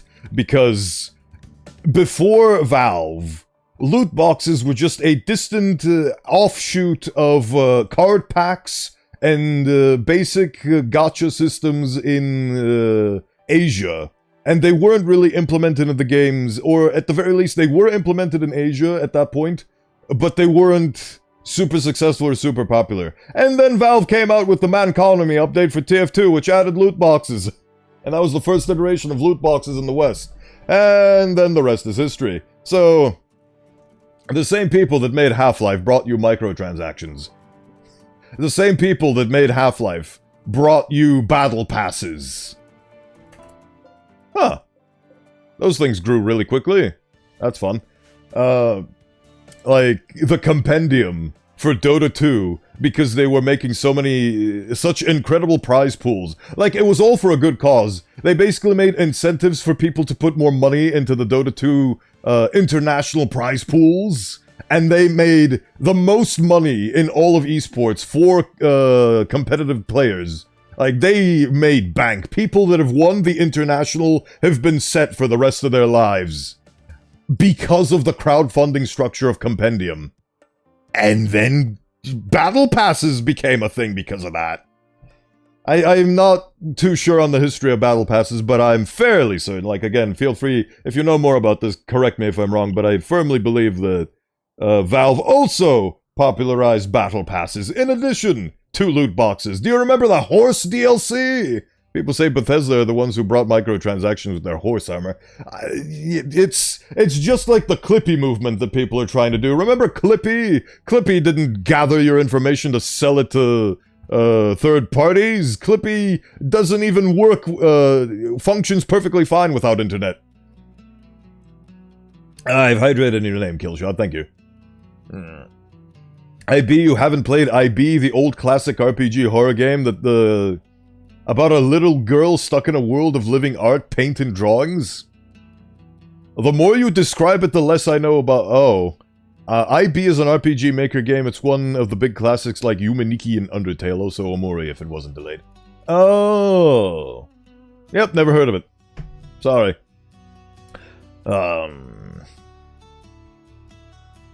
But... my boy dodging IB. I suppose I am, through no deliberate choice of my own. I just haven't heard of it because I'm not... Weirdly enough, my interest in RPG Maker-esque games and visual novels came entirely and solely due to Doki Doki Literature Club, and I've... not intentionally, this is just how history has proceeded through sheer accident. I've only been hitting absolute 10s in the visual novel department with, Slay the Princess. And I Want to Hug That Gator. Which, again, playing I Want to Hug That Gator on stream has put me on a list. I am on a list because I played a video game. Because that game is made by 4chaners, and the main 4chaner is a transphobic Mormon, and so on and so forth, allegedly, who also mistreats his own business partners, and doesn't pay his own, personnel, and so on and so forth. And because of the horrifying controversies, I've been put on a list. And to this day, I still am annoyed about it, because underneath the outside of the game drama, the game itself is written really well, but, and again, the most I've ever cried on stream was due to that game, but I've been put on a list because I played that game. What? Oh, Marie, ah! We finally made it to the point where I haven't been paying attention, and beautiful, beautiful Marie, who is suffering from multiple highs, is being murdered by zombies. So playing a game put you on a list, how is that fair? It's not. You just straight up isn't. But at the very least, I'm very well aware of the multiple dramas surrounding both that game and the game that preceded it. The company is... The problem is, it's not the overall indie developers that... All of them are individuals with their own history. It's just that there's one bad apple, and it's basically made the whole thing. Not gonna lie, I like how you snapped your fingers with your model, gave you more life on your skeleton fleshless model. Yes! Hand tracking's very fun. It's very fun. Shambler's approach. It is extremely fun. So... did you actually... That's a good point. Did you hear the snapping? Because I know you can see it, but can you hear it? Okay, you can hear it. I just checked on OBS. You can hear it. You gotta play this classic that got remastered. I will check Because the only IB I know is the International Baccalaureate Diploma Program, which I believe is not what you're talking about. Excellent. Alright, so... Unfortunately, this is the fate of Marie.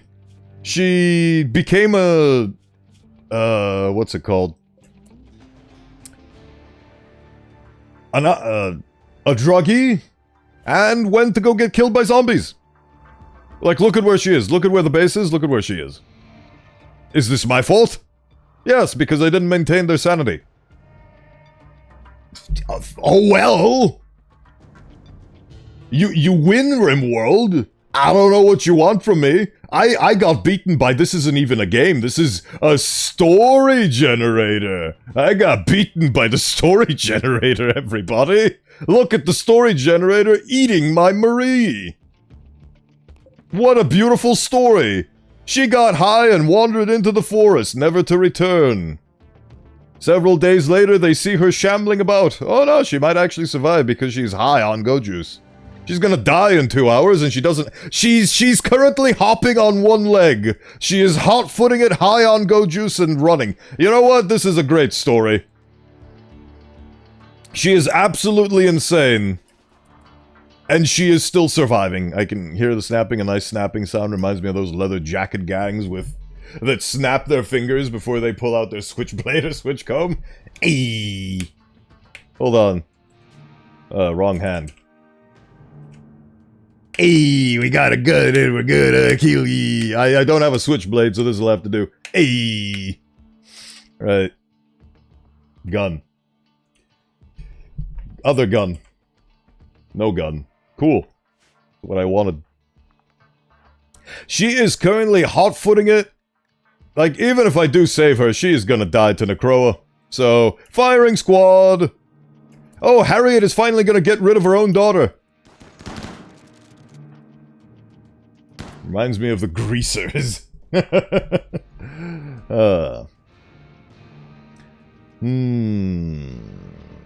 So high, she is severe blood loss, but she's high on go juice, pain 10%, consciousness plus 20. She is genuinely just... wow. This is the story of Marie, who got high, went to go fight zombies, they ripped her leg off, and then she hopped her way to safety. Good job, Marie. I'm gonna put you out of your misery in a second. Oh, she fell down. There we go. She's out. She's done. New mental disorder. Dysthemia. The fuck is that? Moderate persist low mood. Prefers predictable routine, slower global speed. You know what? Fair enough. Oof. Ooh ee, ooh ah ah, ting tang, walla walla bing bang. Ooh ee, ooh ah ah, ting tang, walla walla bing bang. You know, another thing, Katsu, that your comment reminded me of me getting crucified for saying I don't like Half-Life, even though I've built my entire life on Half-Life and I've loved it. I've loved Half-Life for more time in my life. Like, it's not like it's a very complicated set of feelings, because again, you can't get mad at Half-Life because it is a beautiful genre that has done everything right on paper, but so many years between over 20 years. Over 20 years. Die. And just the fact that they've written themselves into so many corners and they keep retconning their own garbage because they just keep retconning shit over and over and over again. And just keep making cliffhangers that invalidate previous cliffhangers, and they're replacing cliffhangers with cliffhangers. And it's just so infuriating to be a fan of the story and the lore. Half-Life 2 was originally going to be a generic army shooter where Gordon was gonna travel through different pockets of Zen and fuck around. Before the late... hold on, I need to get his name right, because this is a very important man that shaped my entire childhood and is very worth...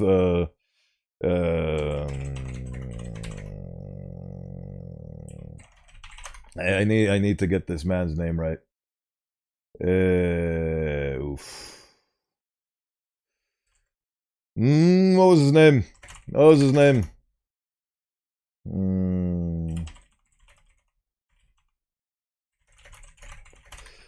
What the hell was his name?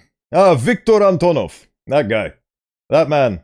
The late Viktor Antonov. Who is the person who absolutely gunned for Half-Life 2 to take place in Eastern Europe-esque architecture and so on, and he used a lot of different locations, like the capital of Bulgaria and a train station in Budapest, and so on and so forth, as the main focal points of the visual fidelity, and he's also worked on Dishonored. So that man alone is the reason why that game has as much of an iconic world as it does. Him and him alone gunning for that specific environment because he grew up in that environment. He actually died this year, February 7th, 2025. What did he die from?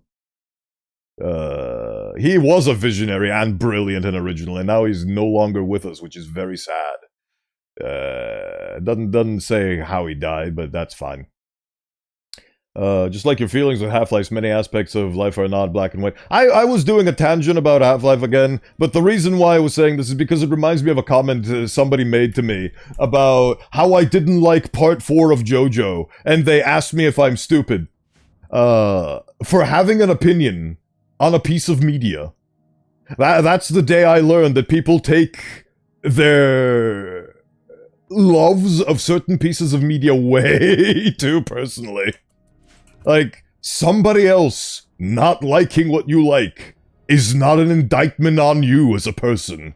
And the more people understand that, the better we will be off as a society. That is my wholehearted belief, and you can crucify me for it if you wish. You know what? Never mind, I'm not gonna say that part. Jesus, this is a dark scene to pause on. What? You mean the fact that they just... Harriet gunned down her own daughter, and now she's a dead corpse that I have to burn so I can get her brain out of there? It is a dark scene, but hey! Rimworld, everybody! Rimworld. Does she even care that her daughter was killed? No! She genuinely does not care that her own flesh and blood was put down by her. Ladies and gentlemen, this is the best terrorist I've ever had in Rimworld. Mamma mia. Does anybody care about the fact that... Oh, wow. They care about the fact that her job position is empty now. That's the only thing they care about. They didn't care for her as a friend. They didn't care for her as a colonist. They didn't care for her as a person. They care for her as a job occupation. Sometimes fact is more funny than fiction. Wait, what? Why is it red? Why is it red? Faction Dark Entities. What? What? She went, in her last moments before death, she went over to the dark side and became hostile. She is... What? Huh. Dark Entities.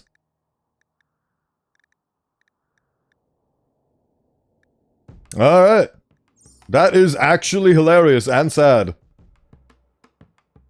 She joined the... I guess she's just upset with us and she just joined the Dark Entities. Good for you, Marie. You chose your own path. She's actually going... This is like the setup of a... The internet disagreements are not tolerated, and I learned that the hard way. That is also true, but the fun part about my JoJo-based comment was this happened in real life. Somebody was so upset over the fact that I did not like the same... I love JoJo Part 3, 1, and 2, by the way. Those feel like peak cinema to me. I just didn't like 4 very much, and I feel like 5 was a return to form. But, like, overall, my opinion on that genre is mostly lukewarm. I get it. I get the point. I see it. It's really good, but is it worth... Is it worth dying for? Is it worth giving your life and joining the JoJo army? I don't think so. Because it's a piece of media at the end of the day. No matter how amazing and transformative it is, it's a piece of media. That's a thing that I had to learn, is that your taste in media is not a hill that you should die and kill for. Die on and kill for. And Marie would be like, damn, I don't like your group. I'm enjoying the dark entities now. Essentially, yeah, Marie went over to the dark side. So I was talking about how this is an amazing... This is the story generator because I just got inspired for an amazing plot hook about how this is a community and Marie went crazy and turned over to dark entities that would... She basically tried to go join a cult, and then she became a part of the cult, and she had to get put down by her own mother, who didn't care for her too much, and now she's become, like, a puppet for evil. It's amazing. And that's honestly a really great story hook for a big bad protagonist. Like, what's the BBEG? Big bad evil villain? I don't remember. Anyway, we are doing commitment mode, so goodbye, Marie.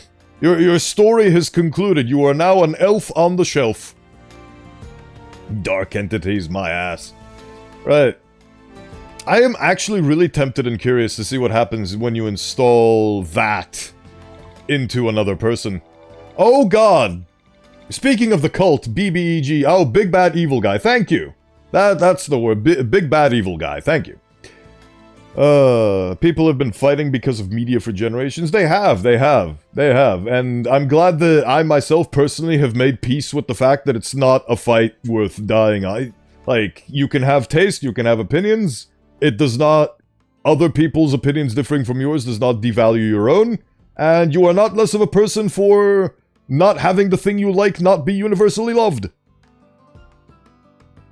So yeah, my point was that somebody in person, to my face, looked me in the eye, dead as a doornail, and asked me if I'm fucking stupid for not liking JoJo Part 4.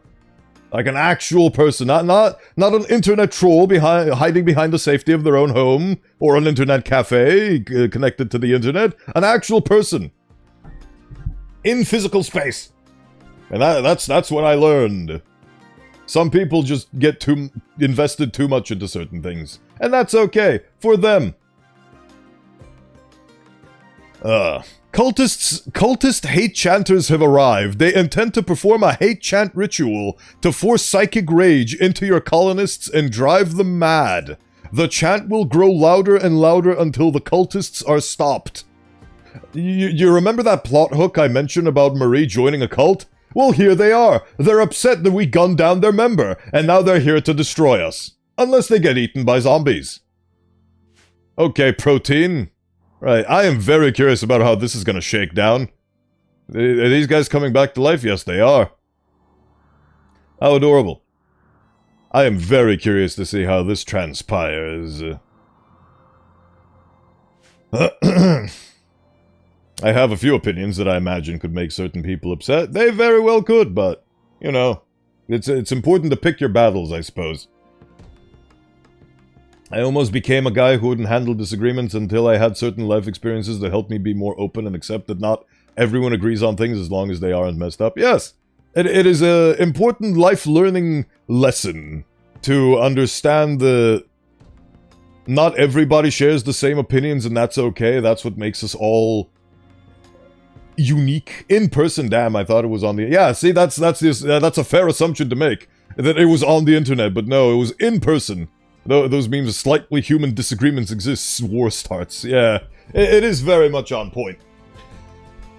Like, because usually people are a lot more reserved in person and are a lot less willing to start literal matches with people that have the potential to punch them. I did not enact violence on this person, just a disclaimer, because it's not a worthwhile endeavor. But believe me, I speak from experience. I may have not punched that specific person, but anyway.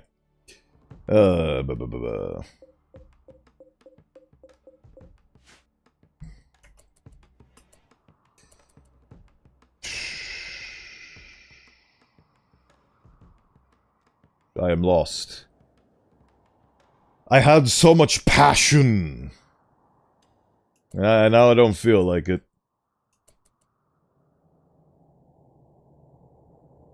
I'll just keep it to myself.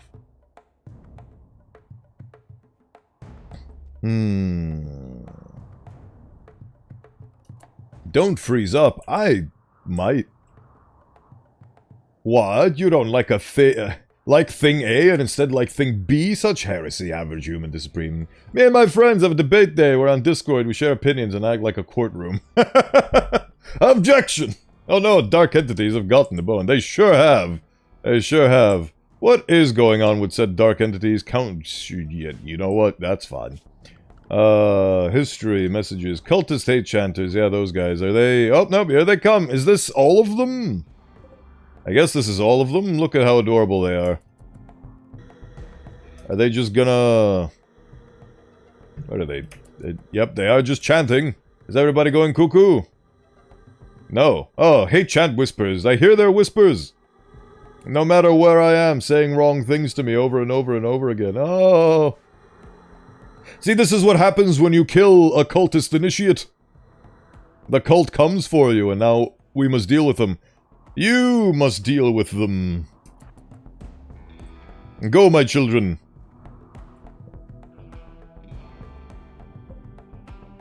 Destroyed left leg needs tending. You know what? I won't tend that skeleton's left leg. I'll see how you like it. If I don't agree with the consensus, I start thinking if I'm the one that's stupid, not the other way around. I mean, that's a thing about self-worth and self-confidence and all that, which, of course, I also had at an earlier point in my life, but I have progressed enough where I have finally understood that in one way or another, I am valid. And, again... people disagreeing with the things that you like are not an indicator of your value as a person, and your self-worth is not impacted by the fact that people will tend to disagree with you, because that is just the nature of humanity. It is to be unique and to be in conflict and so on and so forth. They've ended their chants! Oh no! Oh, I just realized these are perfectly good bodies that I could be using to implant a Marie in them. I forgot about that. I guess I'll just kill them instead. Die. Where the hell are you going? Come back here, you little goober. Where the hell are you going? Oh, you're you're doing the smart thing. You're gonna go fight zombies. Cool, cool, cool, cool, cool, cool, cool, cool. Oh, you actually did. You successfully fought off the zombies. Are they high? Oh, they're inhumanized. Cool. Eat. Oh! There we go, there's the new body for Marie! Oh no, he has a nope, never mind, he has a neural stack. Wow, the one guy had to have a neural stack on him, didn't he? That is the game telling me something, but I'm not sure what. When a person possesses a dark entity, are they now a darker entity? That is an excellent question, and I do not know the answer. Cool. Does he have zombie on him? No, he does not. He somehow managed to kill that zombie without being infected. Talking about entities, the FBI Paranormal Division are the little guy faction in SCP due to how weak and unknowledgeable they are on almost everything, and they tend to let the Fond do everything? Oh, the Foundation do everything. Do you have a maximum character limit on your messages? I'm starting to feel like you do.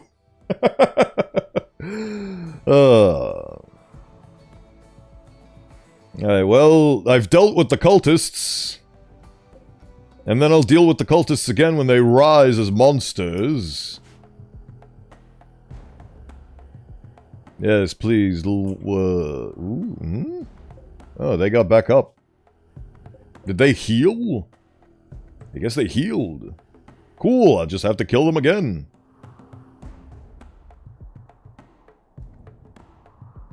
Poor Jace. Jace Fury, goodbye. Callie brought up religion with Spectra in their conversation. Despite their differences, the conversation remained calm and respectful. Oh, I just realized the guy that builds my ship is dead.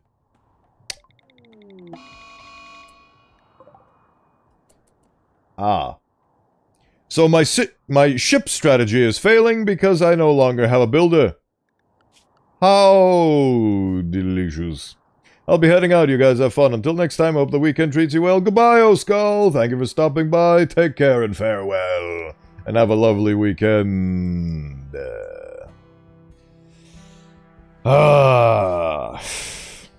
Yes, we're allowed to write 180 words, I think, or maybe 175. It only shows how many words I have left once 162 hits. That is very unfortunate, but I get it from the perspective. It's a nice way to limit spam, so. Fair enough, I suppose, YouTube. Fair enough. Oh, the Colossus Toad is fighting my zombies. Hey, the zombie shield, it prevails once again. Do you guys remember Sam? I remember Sam. Belonging to the Eastern Coda. Good times with Sam, good times. We finally have enough beds to accommodate everybody. Good job. Bowen, what do you think your next colony will be when you play next time? Will you use Twitch integration? Yes, on the Twitch integration, I will be using that mod that names people after Twitch chatters. That sounds like a fun time. And I'll probably be making... I'll still be trying to do Anomaly, but it will be on a planet with more favorable conditions. Like a dead, atmosphereless moon. I'd rather be dealing with a lack of oxygen than an abundance of zombies. To be honest with you. I have been looking into vac worlds, which is oh, okay. Time to stop yapping and start slapping. But yes, I've been looking into vac worlds, which are essentially entire planets that are bereft of oxygen. So essentially it is the equivalent of building a colony on the moon. But then there's also mods that allow you to make little domes that produce atmospheres. So it's like building it's like terraforming Mars. So that sounds like fun. And I'll probably be doing that for my next colony. Oh, that's a dead corpse. Okay.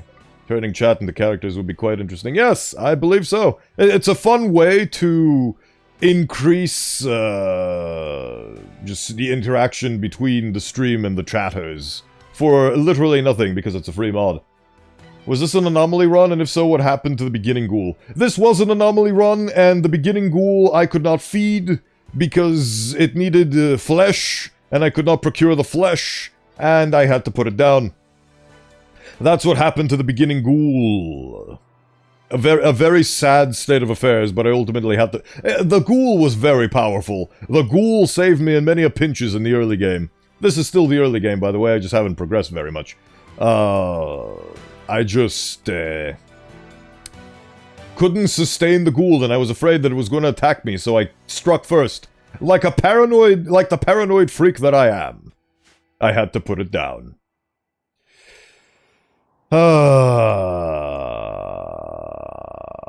You guys want to dance? Nope, can't dance for another 2 days. Dancing is forbidden until morale improves. Jibbity, hibbity, doobity, hibbity, dee.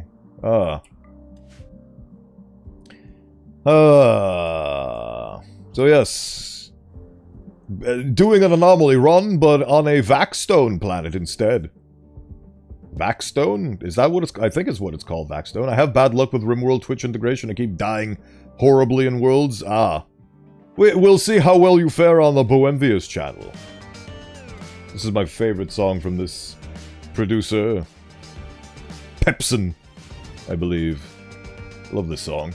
It's a combat song, but these guys think I'm on constant combat because there's 14 Shamblers. And any given... Oh! Oh, I never noticed that guy. Oh, cool. Cool. Very cool.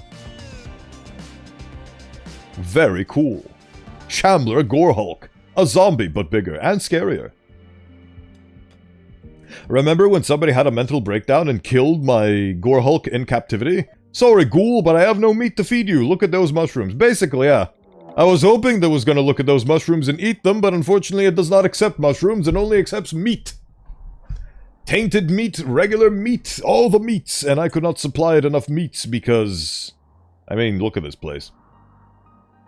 So yeah, That's what I'm planning on. I want to finish Anomaly. I want to reach the Anomaly ending. I'm very curious about Anomaly, and I tried doing it here. But as you can see, I failed. Due to the fact that this is a Shambler world that keeps sending demons after me. If only Ghoul could have eaten zombies. Yeah, it had to be picky. Can't eat zombies. Oh, what? Oh, great. The Colossus Shambler Toad! It comes for us. Run, Penny, run! Do not let the Shambler Toad get you. Oh, you got infected with Necro again. You just constantly have Necro in your system, don't you? You silly little freak. Time for combat! Dead. Combat successful. Here comes the ghouls. Kill the ghouls.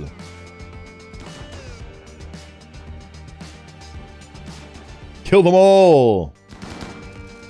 Again! Look at that.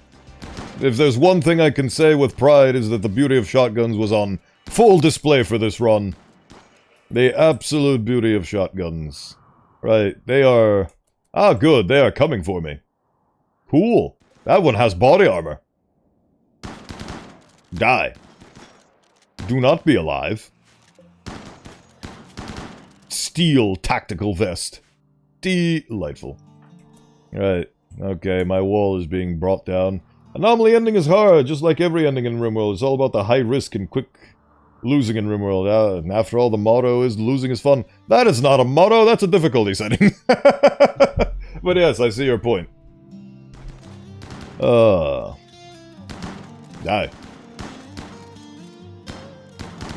There we go. Anything else that needs dispatching? Nope. Cool. Cool. So essentially the way this run seems to end is that everybody's eventually sooner or later going to have a mental breakdown, run into zombies, get eaten, and I have to put them down because they have Necroa. And they die. Are there multiple... Was somebody trying to run away with those... You know what? Doesn't matter. I feel like the worst ending in Rimworld is the biotech one. You have to do so much for so little.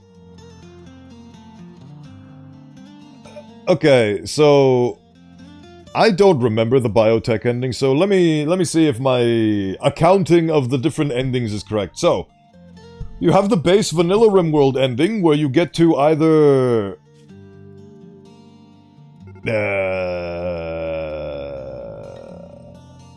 go to the ship, pilgrimage your way all over to the ship, and then defend it, and then take the ship and leave. The ending where you build your own ship and leave. The royalty ending where you advance enough in the rankings where they allow you to get on a ship and board the main vessel and basically leave the planet as royalty. And then you have the ideology ending where you have to sell your entire colony for a piece of a map 3 times. And then you get access to the Arco Nexus, which will allow you to go with God or some shit. And I have no idea what the biotech ending is. And then the Odyssey ending is you murder the mechanoid Mega Brain. And the Anomaly ending is you open the portal to this and you fight Am, which is short for I am, as in I think, therefore I am, as in the entity from I have no mouth and I must scream, which seems to be what's hidden behind this monolith of the void. The biotech one is selling your colony? Oh. Because I don't know if biotech actually added an ending. That's the problem that's messing me up. I remember that ideology has it so that you can sell your colony, so you can spread your gospel or some shit 3 separate times, because once wasn't difficult enough. And then you reach the Arco Nexus. And then it gets fuzzy on the details about how that's an ending. To me.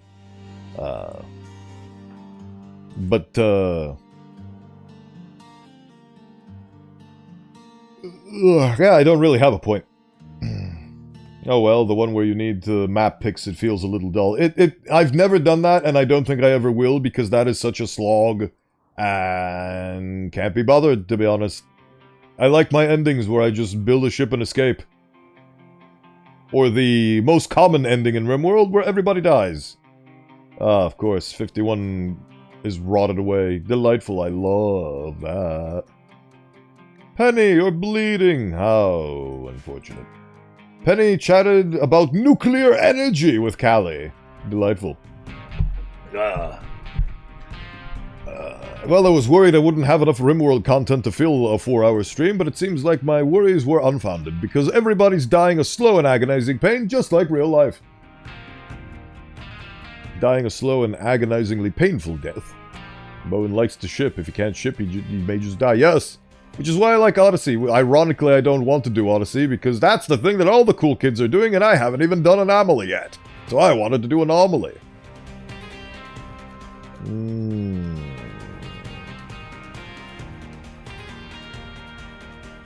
A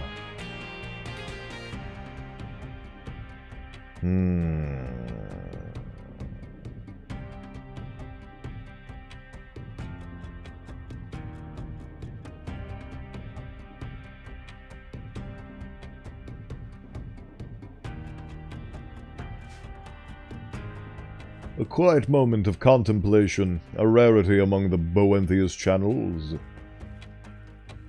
So either way, you're going on a trip in a favorite rocket ship flying through the sky. Yes.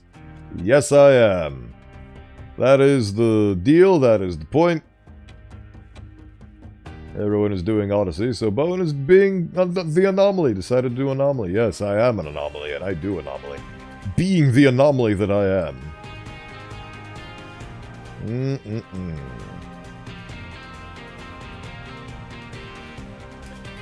Delightful. Look at that, the mushrooms have paid off. So have the thrombos. The rumbo-thrombos. Too bad everybody is having a constant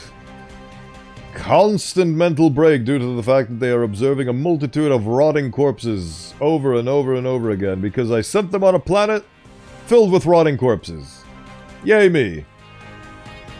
Yay me. Callie is having a tantrum. She will destroy random furniture. Final straw was no cognito suretist. Oh well. Not like we can't replace it because our build... Oh wait, no. That's actually a really good thing that she's hitting the concrete wall. Nope, never mind. She's gone to something else. Shambler's approach. What a shame. What a shame. For shame. Forsooth and forthwith. You know, if she was having a tantrum, she could do something even more destructive and set out the flamethrower currently built into her AK-47. They probably believe you could plan it better. I mean, the thing is that the pawns and colonists in this game do not know that I am a factor, that I exist.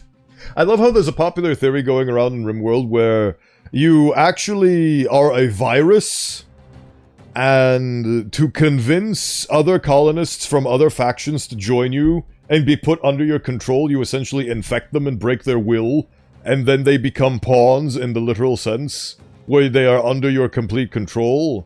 Because I can control this beautiful Spectra to go jump in the lake if I want to. Hey look, multiple tantrums! I love it! Go, break shit, kill each other, I don't care, do it for the lols!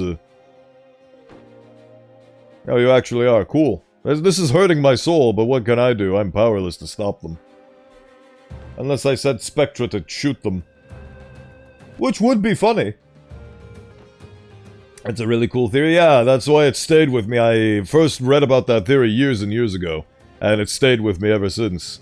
That you are essentially a sentient virus that is controlling all of these pawns, and you infect them, and that's why they listen to you unquestioningly unless they have a mental breakdown, in which case your connection to them is busted due to the fact that they are currently suffering from mental afflictions, the likes of which you cannot overcome with your own mental control. So that's fun. Look at them smashing my base. Punishing me for doing a bad job, how dare they. So what if I did a bad job? I shouldn't be punished. I was just gonna realize, can't I just put a pilot console on this and leave? And then I realized, no I can't, because one isn't built and I don't have a builder. Oh.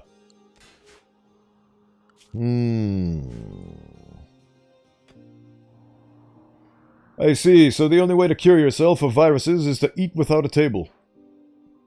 Well, it's basically to disrupt the virus's hold on you, so in a sense, yes. In a sense, yes. I should have harvested these silo caps and then stuffed them into my colonist's face. So they could at least be high. Oh hey, look, all the thrombo meat is gonna expire because there's no more power being supplied to it.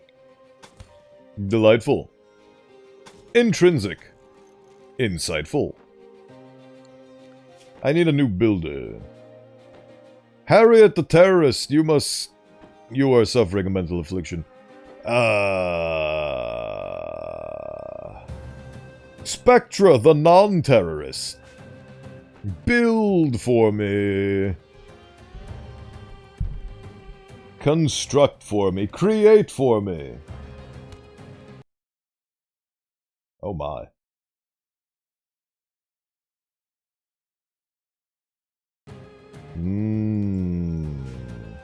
Penny gave a passing nod to Spectra. I remember when I started streaming that I had certain rules that I strive to 100% never break in my life. Well, not just as a streamer, but as a person. There are a lot of tenets that I wrote down in my journal as sticky notes that I shouldn't ever forget, because they are very important rules for being the best human one can be. And today I broke them. I'm not gonna share which rules I broke today, but I did, and that's a shame. Shame on me. Oh well, life moves on. It's okay to make mistakes. It's okay to break down other people's... no, it's not. No, it's not, Harriet. At least you're finally living up to your name and title as terrorist. At long last. I'm back from taking a shower. Feels refreshing taking a bath at midnight. What did I miss? Were you here when Marie got high?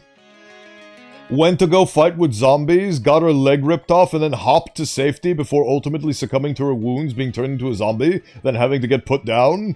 And then she joined the Dark Entities faction somehow? Did you miss that? That was funny. I no longer have a builder, by the way, so my ship plan is a bit of a bust. No longer have a builder. And everybody else is having tantrums and breaking down the house. Isn't that fun? Now you're eating raw meat. Delightful. Oh, I see what the main issue is. Everybody suffering from numerous mental afflictions.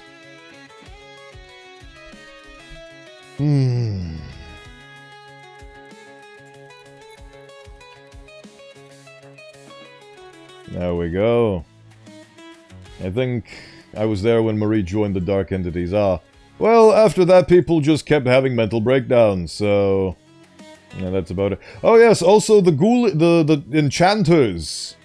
The underthralls, evil chanters showed up. I was talking about how it was a great hook for how Marie was betrayed by her own mother and had to be put down by her own mother, and then she joined a cult, and then the cultists arrived after she died. Sleeve Death Marie, cultist hate chanters arrived. That was a magical set of circumstances. This game really knows how to turn coincidence into fine storytelling. Or maybe the storytelling is just the friends we made along the way.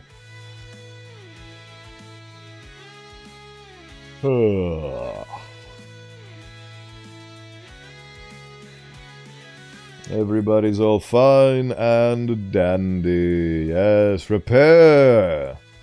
Ever since I installed a proximity detector, site stealers and so on and so forth have not been shown. You know what? Fine. Or maybe it's the Dark Entities. The Dark Entities, they are a force to be reckoned with. Penny engaged Spectra in a conversation about other colonies. Both of them enjoyed the exchange, finding common ground on the topic. The saddest part about this whole shebang is the fact that we will no longer have Harriet comparing the usefulness of Marie to tits on a bull, which is the real loss in this scenario, to be completely frank and honest with you. Also, wow, this place is very sewer boggy, isn't it? Hey look, that Gore Hulk has finally made its way to my front door. Or is that just one of many Gore Hulks? Either way, I'll have to fight the damn thing. Eventually. With my ragtag team of 4 people. The dark entities, they swarm my household, my soul, my life, my reality. Destruction comes for me. Slowly. Steadily. Surely. Produce... Oh, the toad, it lives. Kill it.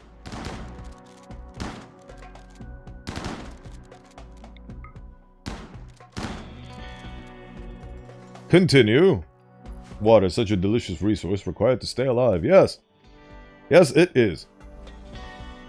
Fealty of eternal knowledge. The eternal knowledge that building a base in Zombie Town is bad because the zombies really want to collect that rent and you have to pay. Unfortunate, truthful, and horrifying all at the same time. I miss you, Riot Revolver.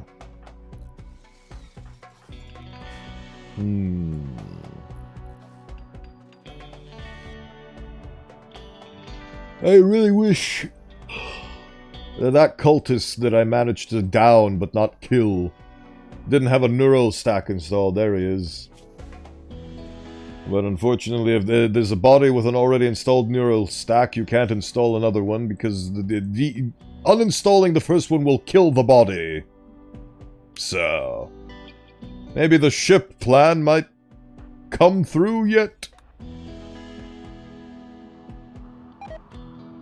Deathball has begun resurrecting raccoons. Absolutely delightful.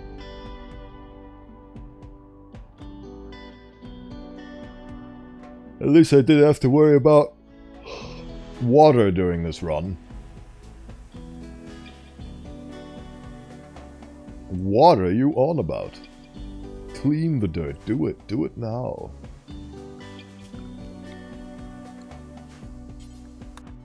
Rimworld is about trial and error, even if we like to keep our colony that we put sweat, blood, and tears into it, yes. Weirdly enough, Rimworld is antithetical to the way I like to play my games, but due to save scumming, even people like me can enjoy the wonders and beauty that Rimworld has to provide. Rimworld, buy now at your local GameStop. You can't. Is GameStop even still a thing anyway? I mean, I remember the meme about basically investors wanting to short circuit the stocks or whatever, and then people getting upset at that and then buying all the stocks and racking up the price and yada yada yada. But that happened years ago. Is that still a thing? I do not know. Or care. All that much. To be frank. To be rank, frank, and dank. This now looks cooler. Congratulations, squad. Can I change this? Nope, this one is just gonna be there. And it's gonna be ugly. Delightful. I shall be heading off now. Have fun rimworlding. Thank you for being here, Katsu, and take care. Hope you have a lovely weekend. Farewell. It's so easy to say hello, but it's so difficult to say goodbye from my personal experience, so I appreciate you putting in the effort.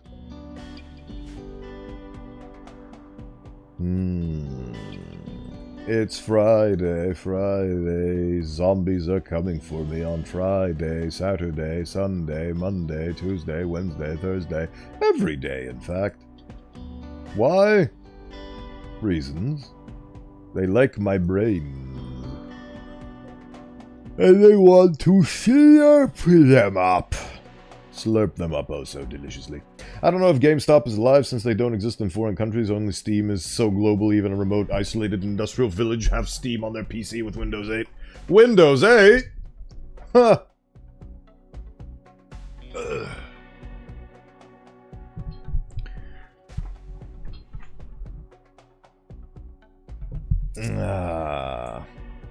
Much better. I still want to do a sleeve faction, though.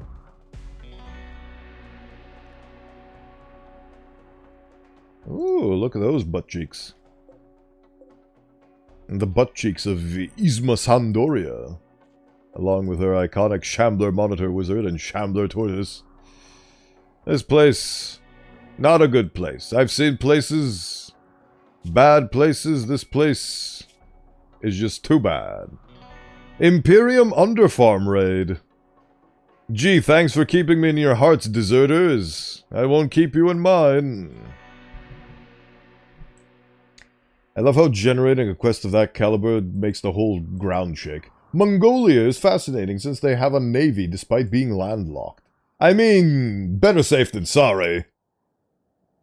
Just because I've never been threatened in my life doesn't mean that I shouldn't own multiple air guns. But then again, those air guns are just for fun. They're not for self-defense. They're for plinking and shooting targets because shooting is fun.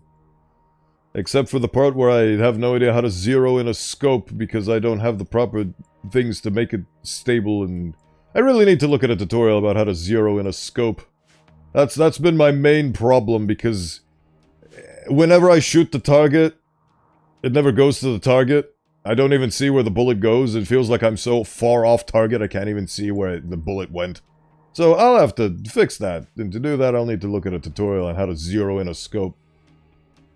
Because I don't even have a magnification scope. I have a red dot sight because I wanted to see what a red dot sight was like. And it looks cool, but also it has a lot of glare in the sun, which doesn't really help with visibility. There's probably a lot of glare-proof scopes, but I didn't buy one because I didn't realize that glares were a thing, but now I know. Experience. Setting money on fire builds experience. Remember our past. Remember when Marie was alive? That was so long ago. I remember it so... I just realized her incredibly beautiful, excellent Thrumbo shirt died along with her. My god, I am so upset. I am so upset right now. Her shirt died along with her. This is a tragedy most foul. I spent so many resources on that Thrumbo shirt, and now it's Thrumbo gone. Oh. What a shame. Oh well. Life moves on. Life finds a way. Please find a way to... Oh, right, I needed to... Oh, right, the 60 panels. Those 60 panels, I need those. I don't know how they wound up over here. Poland is also fascinating since they still use the Hussar to modern tech... To use Hussar to modern tech in the military feels like Sid War's civilization. I mean, yeah, civilization was way more accurate than it had any right to be. Weirdly enough. I do not understand. Oh. Oh, there's just multiple... Oh, I see. I do understand. There's just multiple instances. Okay. Can I safely get these ones over here? I think I can. Callie, you're not doing anything valuable. Hey, that was a force of habit right there. Let's go get some panels, because I think I might need them to build that ship. And besides, having them won't hurt too much. Hopefully there's no zombies. I don't care for you, Mr. the Deserters. I do not care for you. Stop bothering me with your newsletters. I don't care who the deserter sends. I'm not... I don't care who the government says. I'm not helping the resistance not pay taxes. Boom, boom, boom, boom. I'm gonna give you the most special privilege I've ever assigned to any one individual. Go. Good. It's a decent contingent of Gravlight panels, I'm sure. Okay, so I actually do have enough gravlight panels for all of these positions. I just lack the necessary steel, which I do have in abundance now, so... This was enough! See, look at all this steel. Excellent, excellent, it's beautiful. We are going to build that ship, and I'm gonna say that this ship is just... I mean, I could just end the season here with the scenario where these 4 escape on this ship, and then start the next season with these 4 being... crazy, daisy, hazy... well... some countries still have medical armies that use medieval weapons as actual soldiers. Not all countries, but few countries do. Like the Vatican still have the halberd troops with 0 modern tech. I mean... tradition, and so on and so forth. Spectra has high hopes for your new grav ship and wants to christen it with a good name. Good on you, huge terror okay. The orange red ship. The fearful vulture. Yeah, you know what, sure, this is the fearful vulture. Have high hope for this ship. The fearful vulture. Adorable.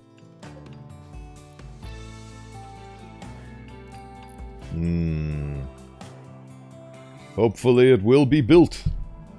But based on all the construction botched attempts I'm seeing, I have my doubts.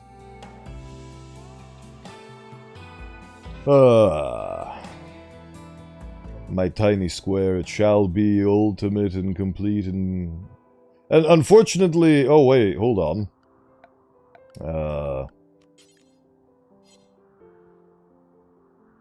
Do I have... how do I unhide plans? Are there even plans here to unhide? Surely there should be. Create new plan. How do I right-click to unhide all ah, there we go. Show all zones. Duh. Show all planning zones. Show all zones. Nope, don't have any plans. Oh well, I guess I deleted it. Rise.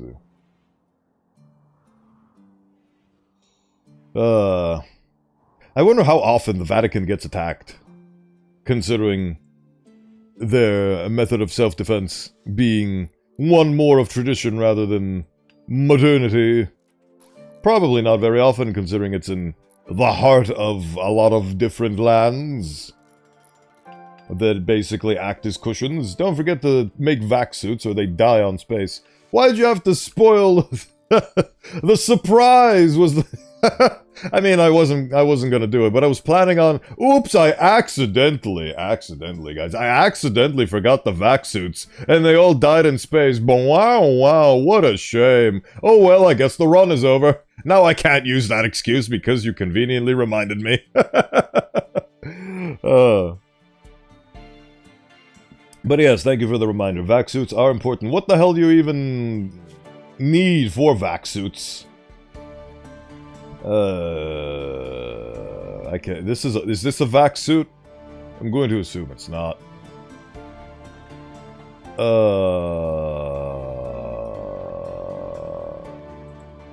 I can't make. How do you make vac suits? What? Ah, wrong button. Wrong button. Oh, I thought you were gonna do an actual space run. Sorry, man. No worries. I'm trying to figure out a way to end this run without just straight up blowing them up. And they're slowly killing themselves, but too slow for my likes. It's like... it is what it is.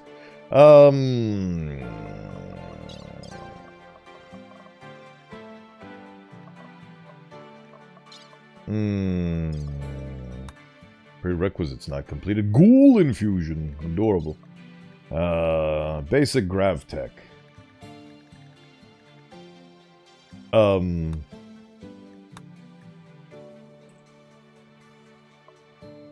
Vac suits.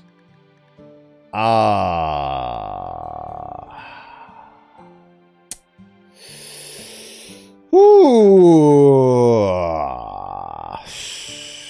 I knew it was never gonna be simple. So I need a machining table, which needs microelectronics, and to get microelectronics, I need...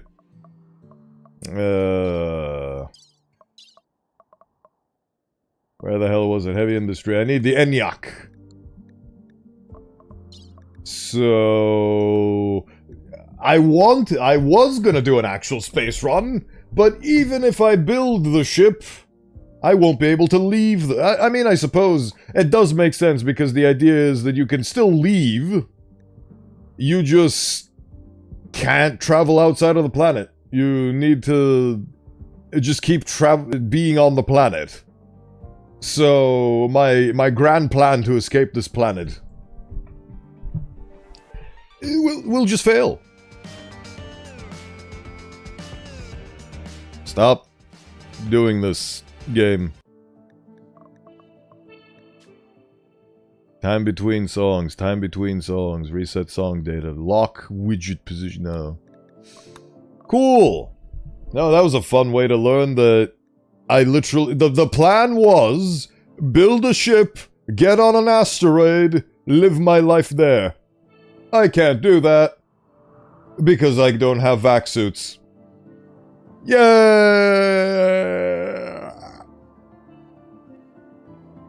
I guess I'll just fuck around for an hour and a half, and then I'll just put 2 behind each and every single one of these guys' heads and rule it a suicide.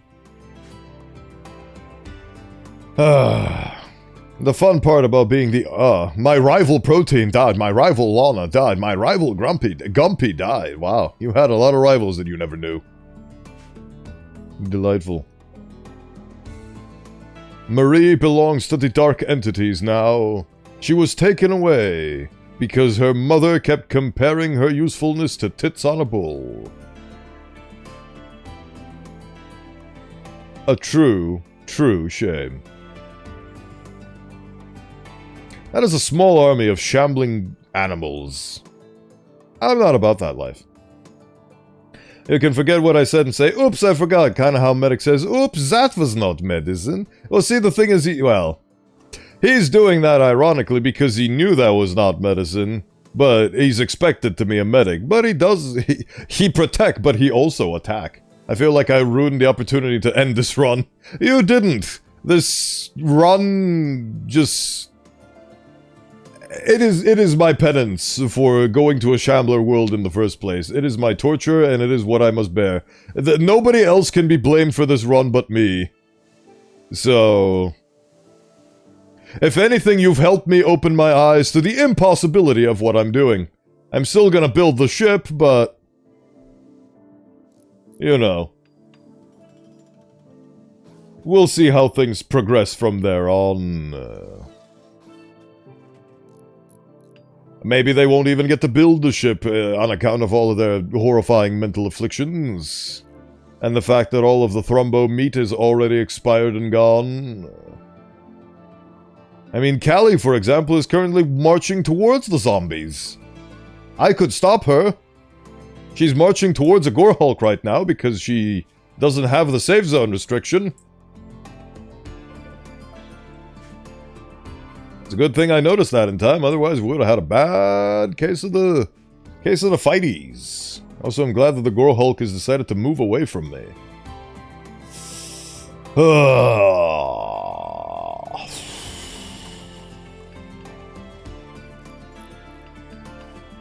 I believe in you too. If anybody can build this... if anybody can build this ship, it's a body snatcher and a terrorist. I believe in you both. You can do this. Spectra had a discussion about science related to the current research with Penny. Very delightful. That's not even half of what the ship needs. I first need to build the floor, then I need to build the ceiling, then I need to vac seal it. And then where the hell would I even go? This is a lost godforsaken... actually... could I potentially... actually, I think I could make it on a glacial plain. I've never been on a glacial plain before. An open area scraped clean by the movement of glaciers. While the vegetation and soil are sparse, a few hardy species have made it their home. I want to go in the glacial plain. Ice sheet. Straight up ice sheets. I want to go on an ice sheet. Because I feel like that's the perfect defense against zombies because they will just freeze to death. Hello, Lector. Welcome in. So yeah, that's the new plan. Instead of going on an asteroid, I'm going on the glacial strata.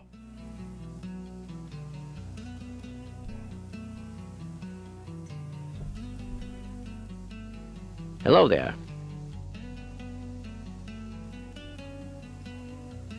Hello. Welcome in. Howdy doody. Howdy doodly. How was school today, Lector?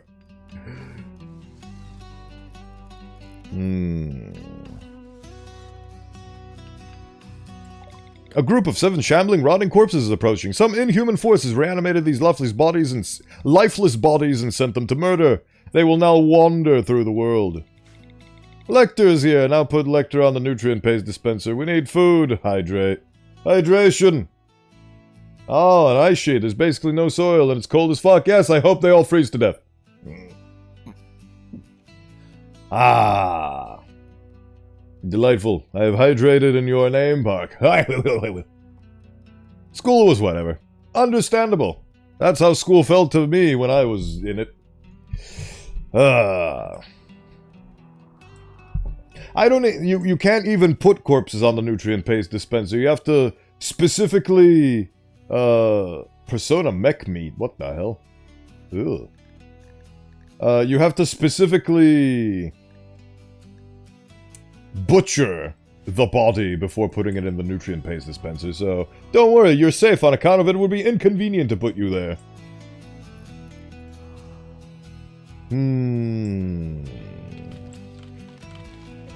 Survival rifle.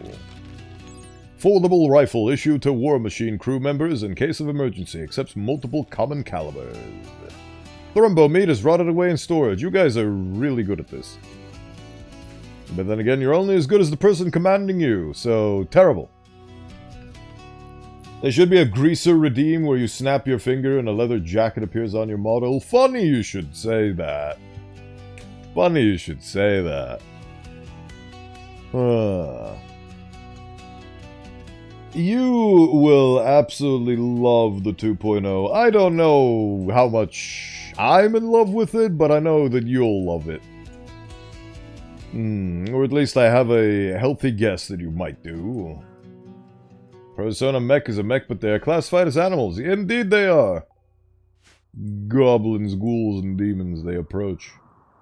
The pilgrimage of the Shambler Gorehulk started from here and has moved all the way across the map while conveniently avoiding me, and I'm very happy for that. Very happy for that indeed.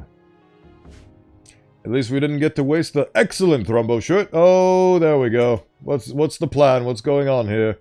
Why are you running away? Who are you running away from? Why are you cowering at what? Who? Oh, the rat. Oh, you are cowering from a dead... Okay. You know what? You do you. Honor and duty. Bound by patootie.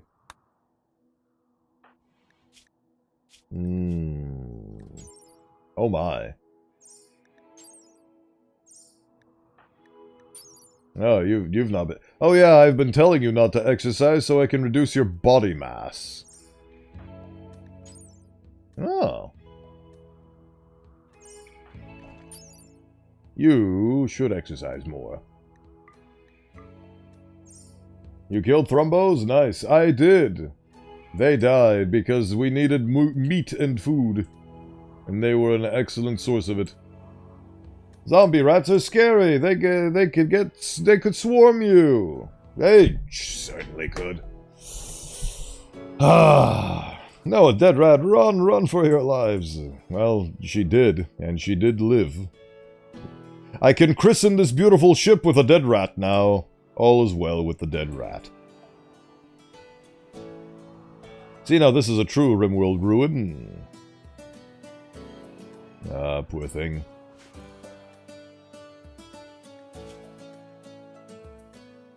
Look at all this beautiful progress. Unfortunately, all of the... Oh yeah, I forgot I have a mod that I need to take all of my knowledge with me. Otherwise it will be lost. I forgot about that tiny little factoid. Ship can't come fast enough. Give me that ice sheet run, baby. What the hell is this? Ain Johnny Ice Mounds. What the hell is that? Sheets of ice which can be kilometers thick. There is no soil for plants to grow in. Only animals here are migrating somewhere else or are badly lost. Neat. Oh, that's a cave system. Neato burrito.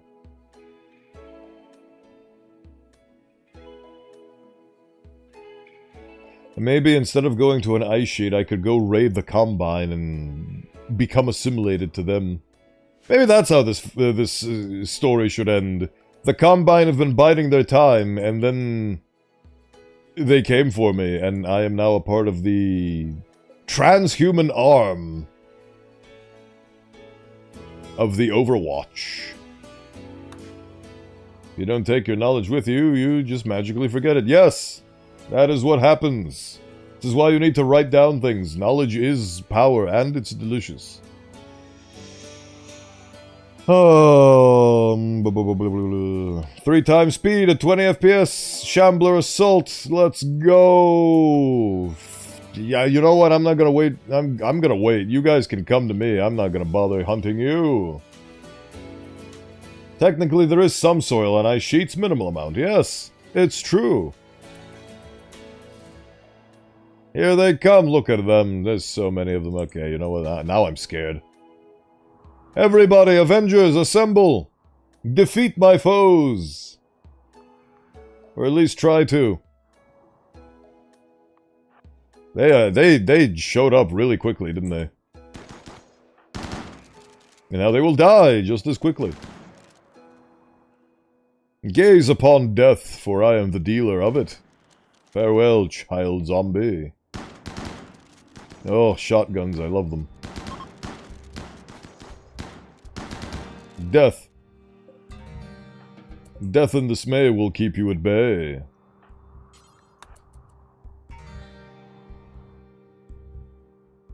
Is that all of them? I hope it is. Seems like it. Imagine, so far, 2 hours and 38 minutes, and not a single save scum. Because I'm doing commitment mode now, baby. Spooky, scary, smelly zombies. They sure is. They sure is. I carved a hole into the mountain, and from it I built a mighty ship, which I will use to escape this world unto hopefully better circumstances. But I doubt it, because everywhere I go on this planet, it's permanent death pall. I cannot escape the zombies no matter how hard I try. And that's a real shame.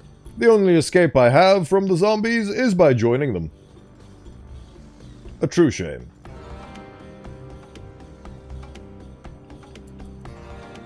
A true shame. But ultimately, it is the price one needs to pay for their arrogance? I suppose that's what has become of me.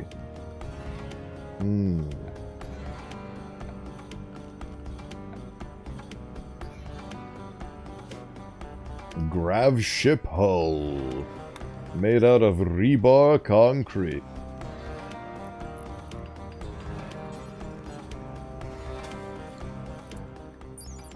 Strong airtight wall that prevents oxygen leaks in the vacuum of space. The wall connects directly to the underlying substructure, meaning that it can only be built on a grav ship. Cool. Build things. Oh, as the saying says, if you can't beat 'em, eat 'em. Oh, I mean, join 'em.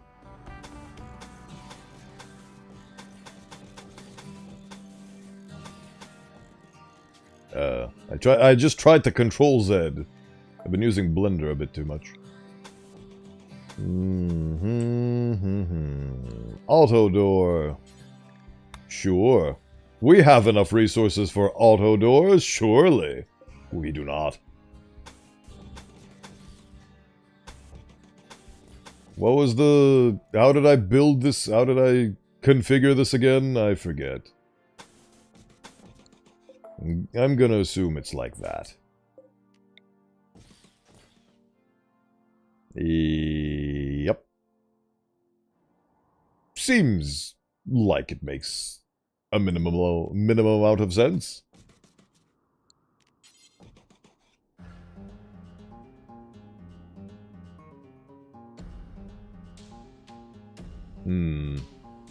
Auto doors and vacuum prude.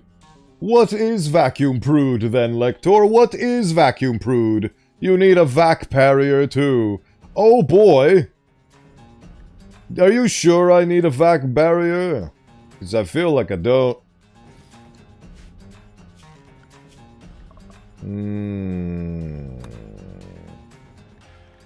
Because I still don't know what the hell this... Oh, there's the vac barrier. An ultrasonic barrier that prevents depressurization in space. The field compresses air molecules near the threshold, preventing gases from escaping while allowing people to freely travel through it. A vac barrier will do nothing to prevent intruders. Must be powered to prevent depressurization. Orbital Technica research. Yes, indeed. Well, the fun part about what you just said is I would need a vac barrier and vac suits and all that garbage if I was planning on going onto asteroids and whatnot, but I could just travel from here to over there. And during that entire journey, I will have oxygen because I'm on a ship. What I love about ships in Odyssey is that you can, you have restrictions...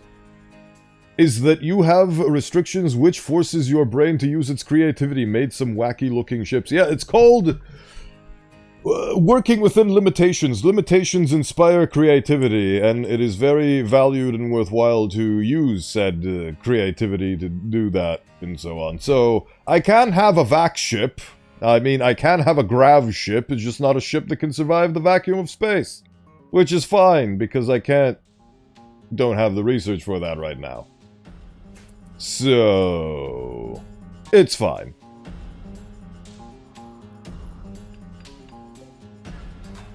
At least I hope it is. I'm not gonna go on asteroids anytime soon, so... I don't need to survive the vacuum of space because I'm not planning on leaving the planet. Because I literally can't. Due to the aforementioned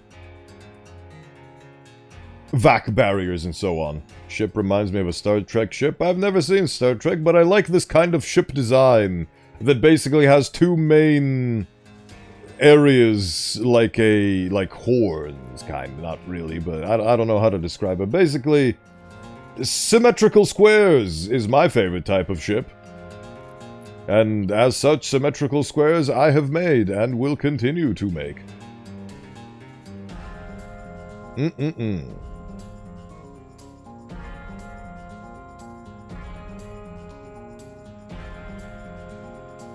They have produced all of the necessary things to start producing the walls of the vac ship. How delightful. We are going to make it happen. Also, where are the thrusters and chem fuel tank? Oh yeah, that. I forgot about those. I had a plan for this, but the plan has been deleted, and as such, I've forgotten what the plan was. I could go check the VOD and see what it used to look like, but... oh well. It was something like this, if I recall correctly.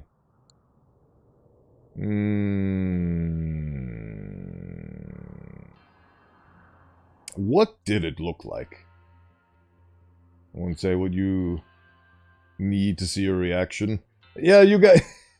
the yin and yang of my chat.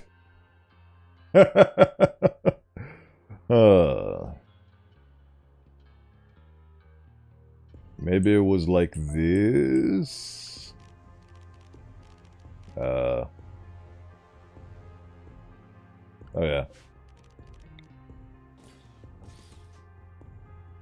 I mean, even if it wasn't like that, I'm making it like that. I suppose. Or maybe not. You're the Twitch, they're the YouTube.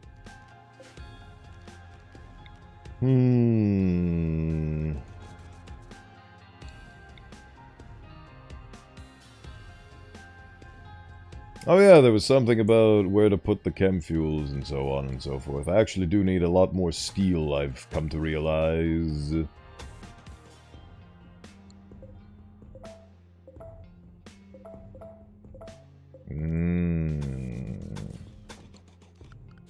Where are you, Mr.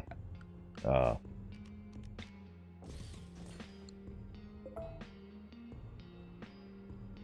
I mean, sure, why not?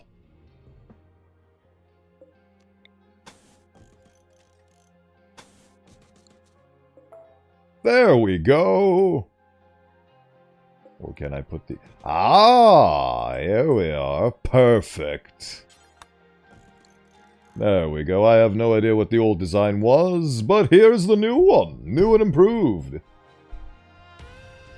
It's okay. We need you as emergency food. Very essential colonists in the Bowenthius faction. You are essential, but not because you're an emergency food, because I enjoy your company, and I appreciate you giving your time to me. Being on this lovely stream of mine. There's so many things that can be done in life, and you're choosing to spend your time here, which I find incredibly valuable and appreciate it immensely. Requires thruster fuel tank controls. It will get some of those. Maybe.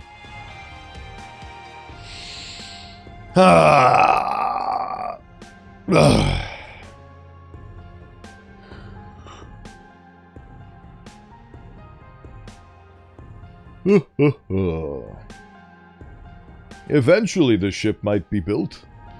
Eventually. I have enough concrete at the very least, I think. Hopefully, rebar concrete. Imagine a concrete dungeon made out of rebar. Made out of rebar in dreams. Could I have made this door out of rebar? I could have, and I should, and I will. Do not waste the steel. Use rebar instead. My concrete jungle that is not airtight, but hey, it's good enough. Rebar concrete, please. Do not waste the resources so willy-nilly. You do great content, always enjoyable, entertaining. Thank you. Thank you, Killshot. It's always appreciated.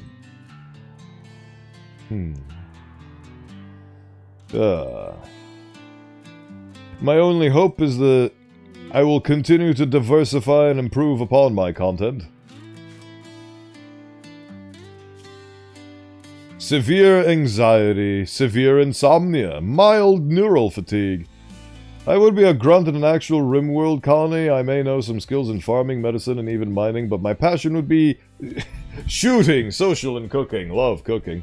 That's very fun. I would love to be in a Rimworld colony because then we are garnered by our respective tasks and duties rather than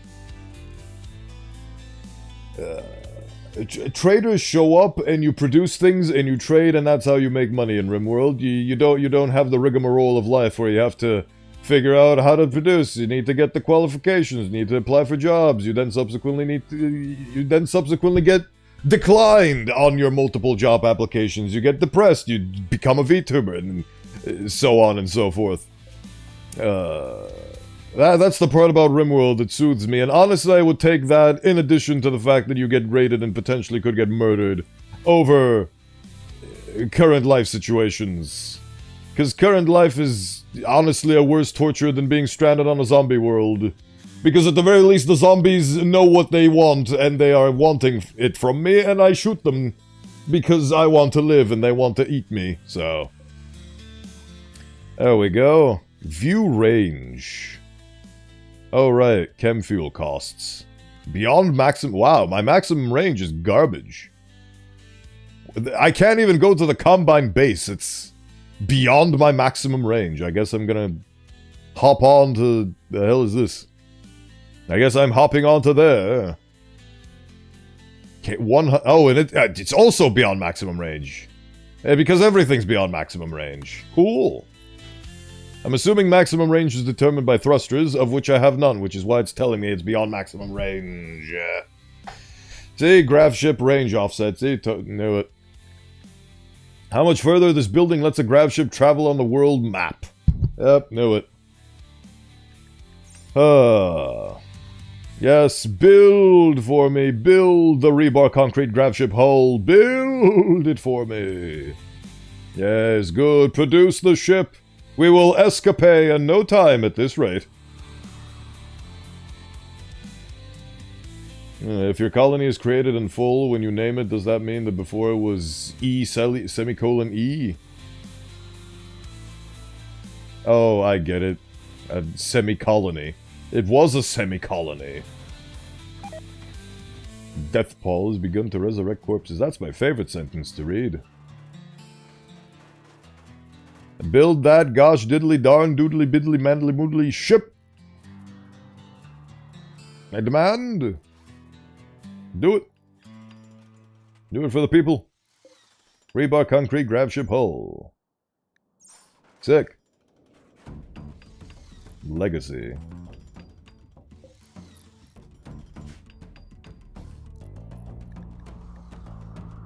What would be your skills and passions? Because you could have high skills on something you're passionate about, like knowing actual farming, since I used to live in the countryside and helped out.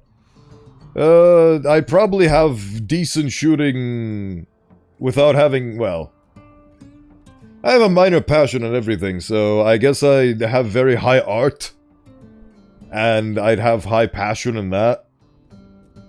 But otherwise, I don't think... I wouldn't be incapable of anything, I don't think. But there are certain things that I definitely prefer to do over others, I can assure you of that. I'd probably be one of those art-hauling mules for a colony, and I'd probably get good at shooting. Because actually, that's a really good point. The only thing currently stopping me from practicing my shooting and developing proper passions for it are the fact that I have limited resources and I'm using air guns. These are real things that could be practiced in. So, if we account for the fact that Rimworld has infinite ammo, that'd be a great way to practice shooting and develop shooting skills, so. Those would probably be my two main functions, I would imagine. Yes, the bow gun.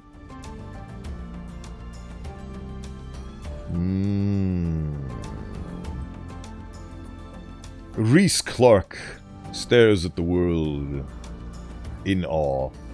Oh my god, I actually survived the Shambler Gore Hulk by ignoring it, and it left the map. That's amazing. Too bad there's so many zombies, the world is out to kill me. What a shame. Oh yeah, we've run out of food. Delightful. I won't even get to the ship part because I'll just run out of food. Also, the fires have stopped. I never even noticed that. The fire has run out. It's run its course. So many good things. Now we just need to find a source of food. Hey, look, boars. Cool.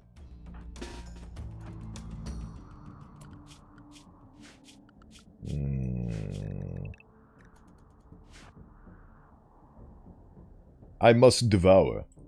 I would have a double passion, intellectual passion, farming, and good melee. With the nimble trait, ah! I'm glad you have such a high opinion of yourself. Very, very nice. It's good to have self-esteem. And be aware of your capabilities. There we go, some boars to feed off of. Some delicious non-tainted meat for a change.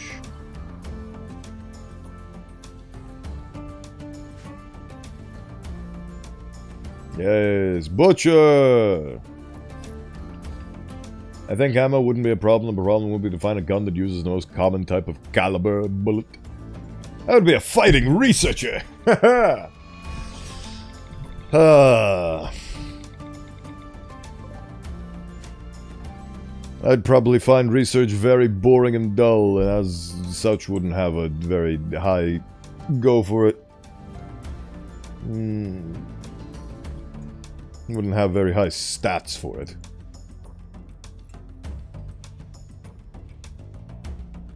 Honestly, in the scenario for Rimworld, it would inspire you to take up new things. Like, for example, I am not a mechanic or an engineer, but it would be fun to be a blacksmith. Oh, what? Ah, you've summoned a zombie, I see. Kill it. It's your problem, you take care of it. It's a very fast problem that's approaching with increasing and terrifying speeds. But it's still your problem.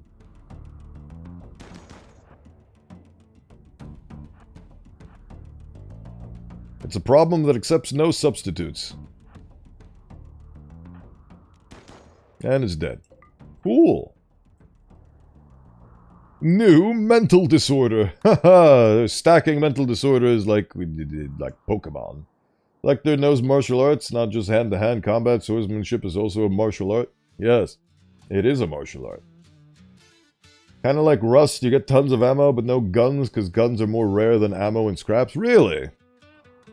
Because in The Walking Dead, it's the exact inverse problem, where guns are so plentiful, but bullets are so rare that it was an entire plot point of how valuable a person who could actually manufacture and produce bullets was.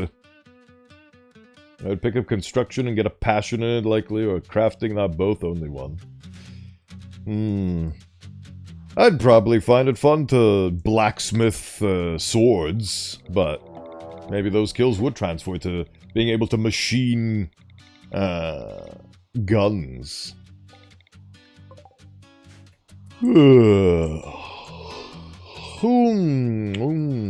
Diggity.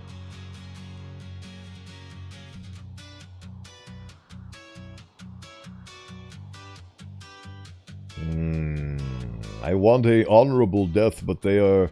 Somehow, even though these things have been the bane of my existence, now they're suddenly too weak to kill me proper. Amazing how much the game changes based on your shifts in perspective. Simply amazing.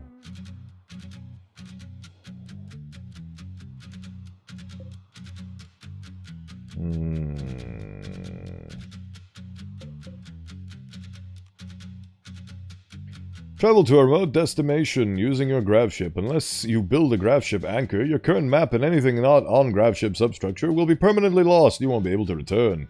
Quality factor determines the engine's cooldown duration and the chance for a mishap when landing.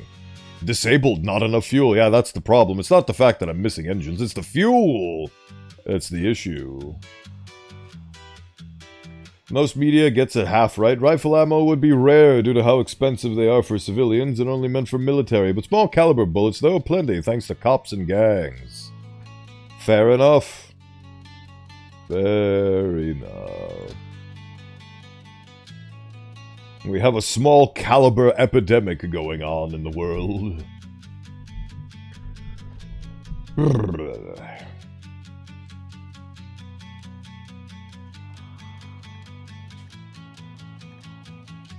Venerian cycle.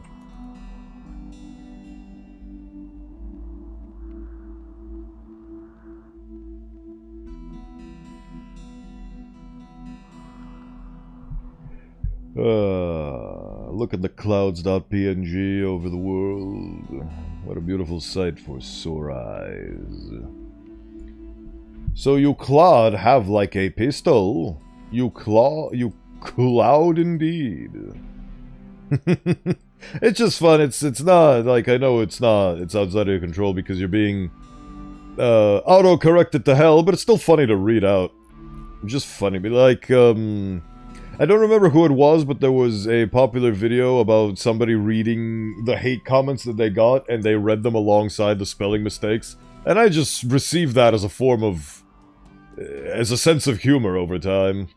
So yeah, most would use makeshift pistols or SMGs to use small caliber rounds, while high caliber rounds would be either emergency or a currency, yeah. Much like how, due to the commonality of bottle caps, they were used as currency in the Fallout universe. Absolutely delightful. Spectra! Go Spectra.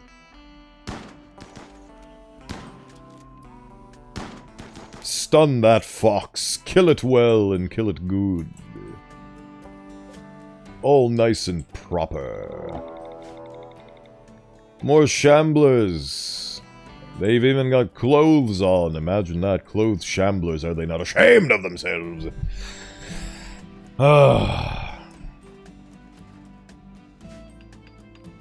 That's a fun little thing. Not accurate to the ship's design, but fun. I wonder what's gonna happen when... I've just accepted that the device I use to chat loves having problems doubling words and my horrible spelling. Yeah. I mean, there are settings that you can tweak, but... where the hell are they? Who knows? Are they gonna fix my problem or just make it worse? It's... anybody's guess. Everybody has their own philosophy on how to make a phone, so...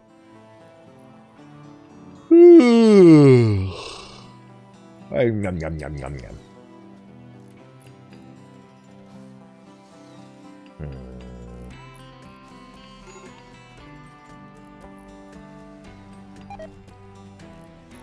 So much botched construction, so much wasted rebar concrete. Talking about Fallout, Fallout 4 got so much potential, yet is a disappointment.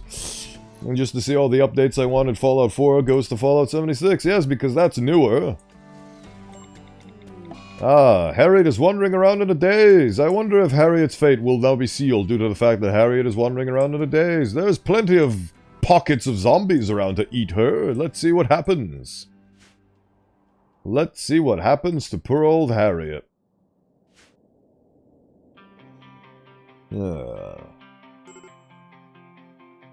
I'm at least glad, going back to the Valve trend, they finally threw in the towel and made TF2 open source and released the final comic. At the very least, finally giving us an ending to a story. They did end the Left 4 Dead story, one of them anyway. They concluded the original story of the original Left 4 Dead survivors. They made it on a Floridian archipelago and presumably lived happily ever after. Seat Harriet's attack type to either attack or run. I mean...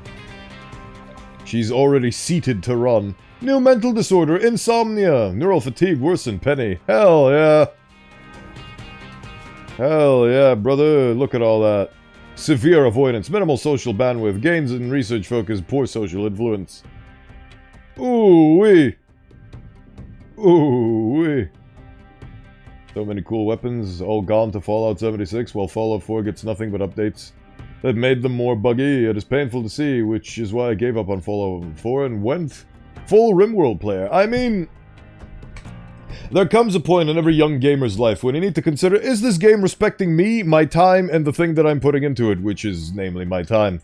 And I had that question happen to me with For Honor, which is a game I deeply, deeply, and dearly loved, but I just could not continue playing it because the game constantly and consistently disrespected me with the fact that it was constantly and consistently trying to milk me. What the hell are you doing? Oh. Oh, you poor little cherub. Alright, well, Callie summoned the Horde. Let's go fight the Horde. Oh, that's a big Horde.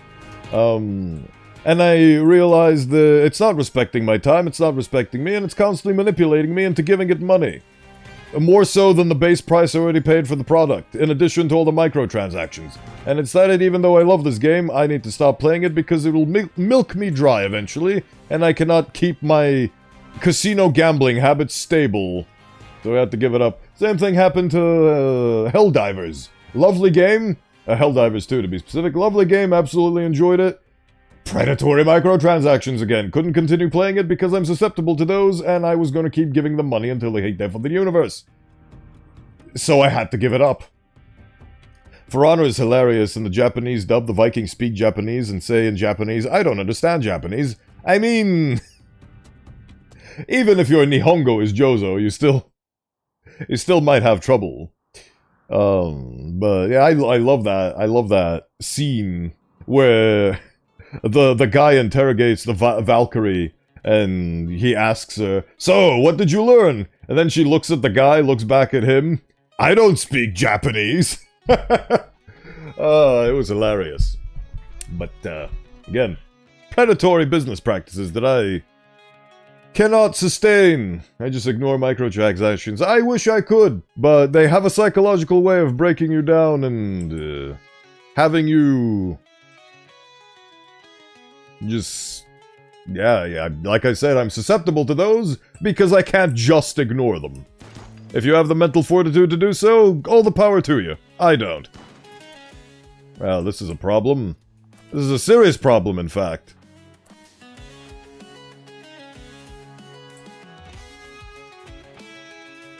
I've been playing a lot of Final Fantasy recently. Have you played any of them? No. Not a single one. Yeah. Callie, no! Away! Run away! Why are you shooting the thing that's not directly in front of you? I was gonna say, where the hell is Harriet, but then I realized she's having a mental breakdown somewhere, off screen. Well, even if we fail, I'm not save-scumming this, so it's up to you guys to survive this. Hopefully you're really good shots.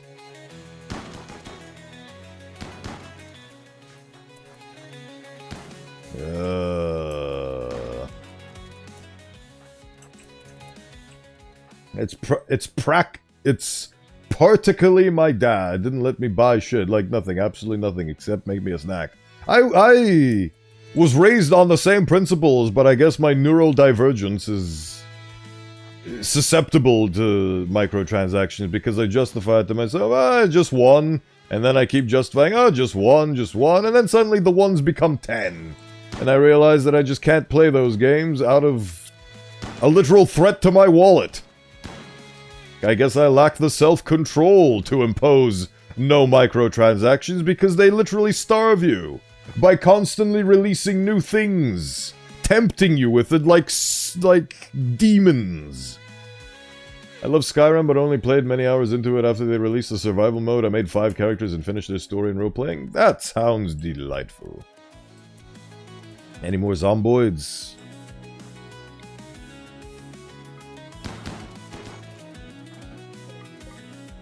They're all dead. How fun.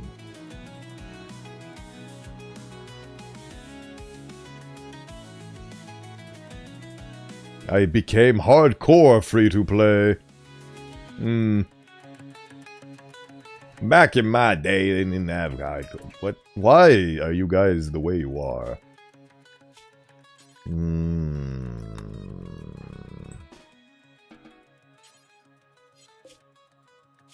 Why are you guys the way you fucking are?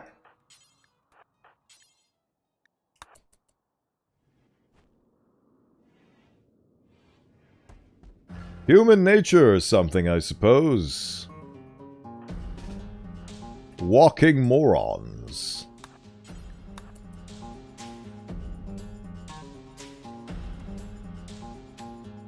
Penny struck up a conversation with Callie about hopes. Through their opinions diverged, they kept the discussion civil. Cool.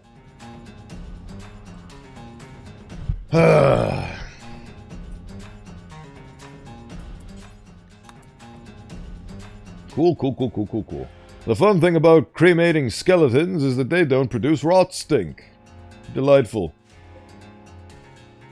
Nutritious and fictitious. But yeah, my original point was there comes a time when you need to realize that even if a game doesn't have predatory microtransactions, whether or not it's respecting your time.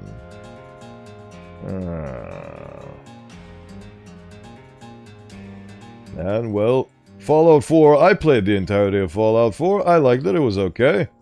And then I was done with it. Because, to me, single-player games are just that. You just play them, you finish them, the story's good, you have fun with it, it's like a series. It's like a Netflix show. You watch the thing, and when it's done, it's over. You don't expect it to constantly keep coming back for 20 seasons.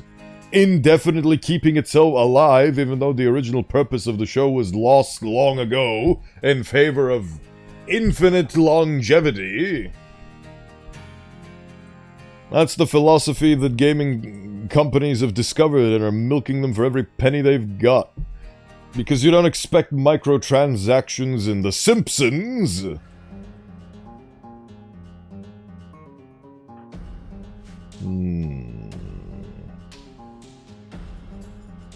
But they've become normalized. Which reminds me, the thing I remembered, but then I forgot, but then I remembered again, so then I'm gonna forget again. It's a lovely cycle that I'm subsisting off of. Look at all these delicious mushrooms that you can get so you can feed yourselves. We're already at the 3-hour mark and I'm still not dead. This must be what Vikings felt like, but they desperately wanted to die honorably in combat, but they couldn't just launch themselves at full speed off of a cliff, because that's not an honorable death, that's suicide with extra steps. I want my honorable death, how do I achieve it? Nothing is killing me. They want to milk me for every penny I have, so 0. Well, see, the thing is, if you don't have any pennies, then it's much easier to resist microtransactions, because then you're not resisting microtransactions. You literally do not have the physical possibility to buy microtransactions. That's a different thing. I'm talking about having the disposable income to spend or waste on microtransactions, depending on your perspective, and not doing it out of principle. Like how I'm not buying all these expensive air guns, not out of principle. I want to, I just can't afford to. I do not have the funds necessary to do so, and I'm not getting a loan for an air gun. Survival mode gave me an itch to create characters and set certain restrictions to roleplay. I did an iron-only Imperial Paladin, Nord, Orc Warrior, Argonian Mage, and Dwarven Crossbowman.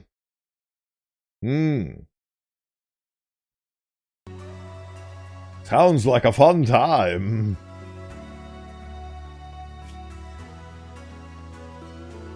Oh, Harriet. Is your social anxiety going to be the death of you? Let's find out.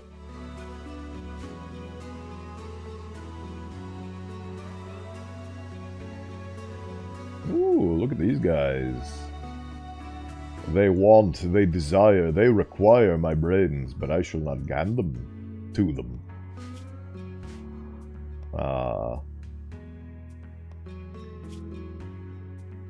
The Vikings wanted to die an honorable death, like dying with fighting 12 people and bringing down as many as possible. Yes! Sort of like fighting an endless horde of shambling monsters.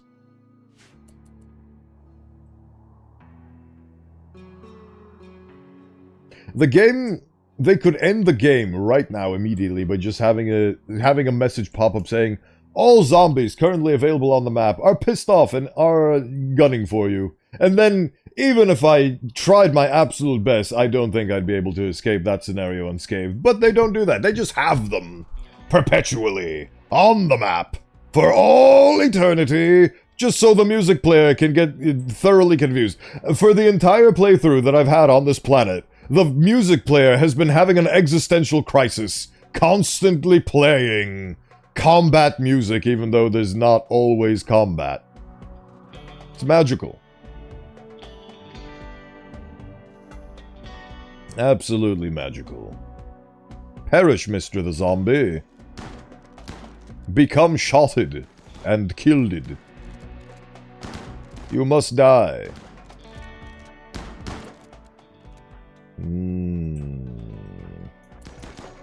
Who are you gunning for? I cannot tell. Ah, you are dead. Vikings are about honorable death, but samurai are akin to Roman leaders. They basically wanted to leave a legacy through their actions, basically to become historical moments. I love the fact that if you actually look into the history of samurai and how they did combat, modern anime and yelling out your attacks makes perfect sense, because that's what they did back in the samurai ages. Because to them, combat was more about a spectacle, which is why samurai, like, it brings dishonor to, well, what was their point? Basically, if you die, you need to die as adorned. Basically, make it look like you're a really, really hard kill. Which is why, in order to bring proof of a person's death, you would decapitate them. And you'd decapitate them and you'd keep their helmet. Which is why Japanese samurai helmets were so adorned and so luxurious, because they'd basically be a package deal with the head as a conquest trophy. Might as well be kabuki theater at that point, yes. And it's very fun to look at that and how much it's informed modern culture in the form of Japanese anime with shonen and so on and so forth. The only thing that's changed is that they don't decapitate each other and hold their heads aloft like trophies with very fancy helmets on. They filled it with nice smells so the decapitated head wouldn't stink up the place. Yes, that as well, I believe. That is also as well. Samurai yell their name and hometown so they can remember who was the challengers so they don't steal their glory. Yep, absolutely. They also took turns. It was more like again, it was like a theater. They took turns fighting. It was an entire spectacle. And it was such a weird thing for them to glorify combat and death and decapitation. But that's their culture, and that's how they thrived, and that's how they lived.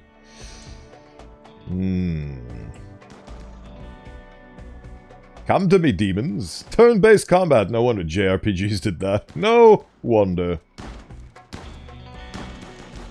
Everything can be brought back to Sun Tzu and the Art of War.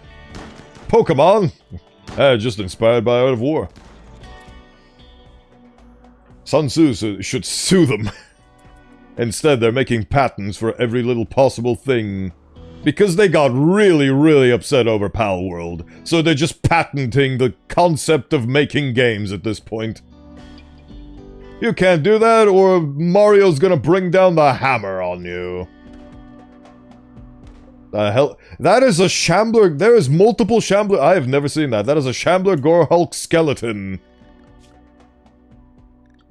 Huh. That's fun. That is a shambling Gorehulk skeleton. Harriet is just completely ignoring this multitude of factoids. So this is the story of how Harriet perishes. Mental affliction and death. What a surprise. Oh nope, she's gonna survive, everybody. Folks, she's gonna live. If I save her. I've given up on Nintendo, it's too stupid at this point. Reality really has become its own parody, hasn't it? Was just playing Palworld, funny you mention it. Coincidences, aren't they? Art of War, in a nutshell. Logistics, and I cannot stress this enough. Logistics! I mean, yeah. Ancient turn-based combat. New Palworld game coming out seems Animal Crossing-like. Nah, she'll live, she'll pull through as long as I go and heal her. Shambler Gore Hulk skeleton. That's adorable. That is sick. That is sick.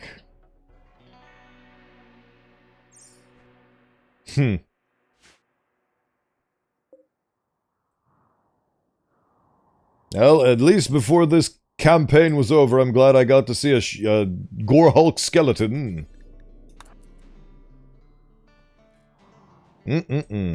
Good times in this hellhole.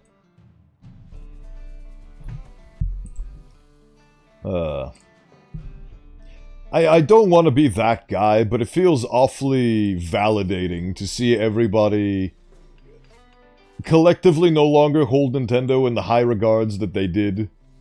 Like, that they used to due to the most recent controversies and dramas surrounding them. With the Nintendo Switch 2 and all the lawsuits and all the new copyrights and yada yada yada.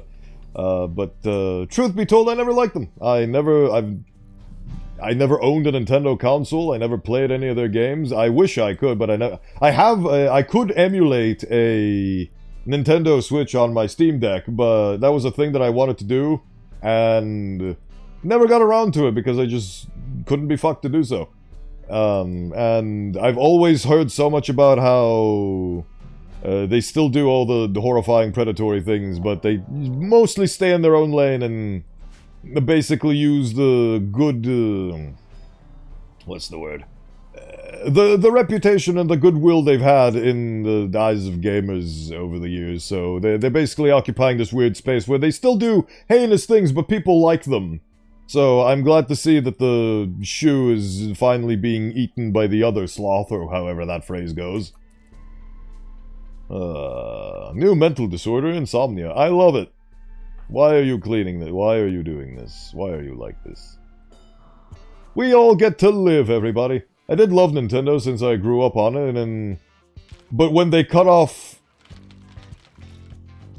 What is that noise? Oh. Oh!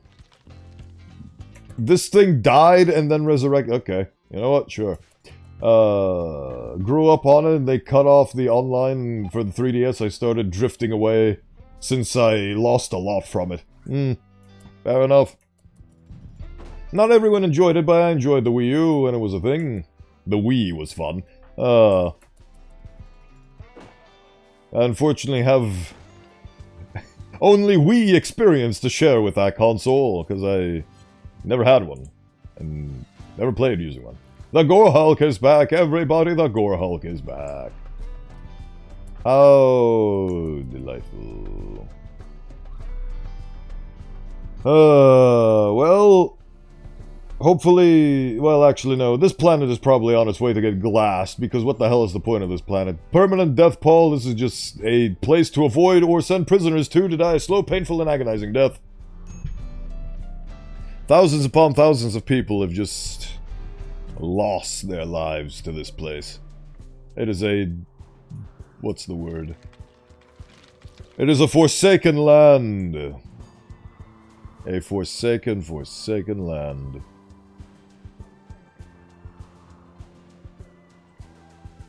I think the way I'm going to end this playthrough is I'm just going to rule that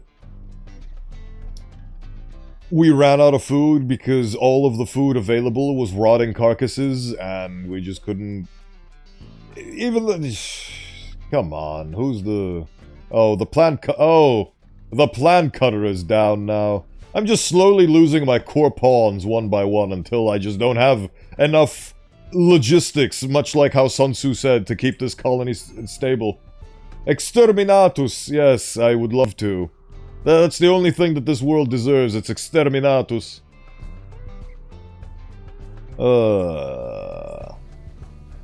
But anyway, to continue, I kind of never answered the question whether or not I'm a VR guy, because I used it as an excuse to go into another Half-Life tangent, is that yes, I did dabble in VR, because after Half-Life Alyx was over, and I still had a VR headset to play with, I spent a significant amount of time in Blade and Sorcery, which is a delightful medieval combat simulator, which I had a lot of fun with.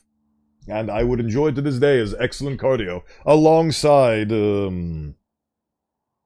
Beat Saber, which is just an absolute class, like a fundamental core game of the VR experience. So, I miss Blade and Sorcery because over the course of time and circumstances, I do not have a VR headset anymore and a VR set. But even if I did, I wouldn't have the...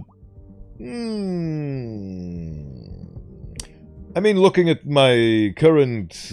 I did chisel this room out to sort of have enough space to facilitate most of my needs. So, honestly, looking at this room now, I could make it work.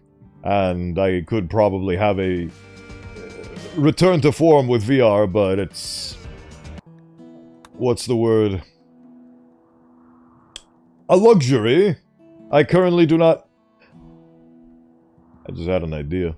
But simultaneously, again, it is a luxury that I currently do not see the point of having in this...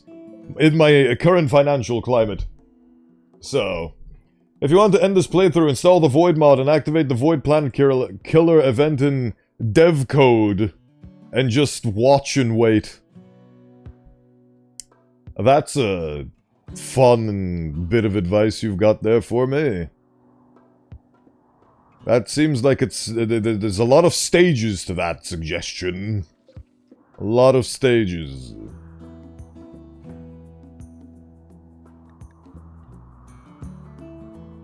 Ah, this is a delightful song. One of the Rimworld classics? Man, I really did just give up on this playthrough, didn't I? They didn't lose because they failed or because they died. They lost because I gave up on them. Which is the true way a colony dies. For a safe scummer. For some of you commitment mode chaps, it's probably different. You probably get mauled by mechanoids, but I haven't seen a single Actually, no, that's wrong. That's a lie. I guess I wanted to say I haven't seen a single mechanoid hive-only raid for this entire playthrough. And for some reason, the mechanoids have abandoned me. Did they even exist as a faction?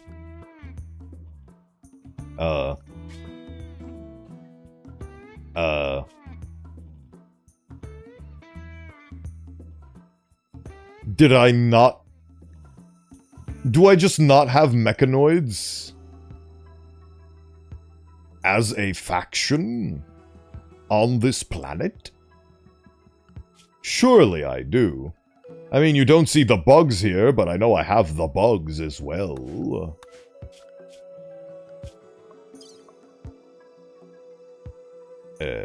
Enemy raids, 49. How fun.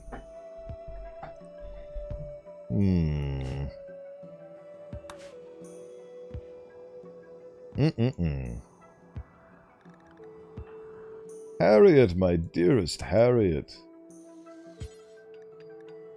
Go and equip your shotgun again. And then do the most important thing. They're all starving to death, Harriet, and it's your fault, Harriet. Harriet brought up colony rules with Penny in their conversation. They immediately saw eye to eye, and the exchange felt pleasant and refreshing. Mech said hell no. I mean, honestly, I should have said hell no to this planet. Most people say hell no to this planet. I don't know why. I was like, you know what? Sign me up.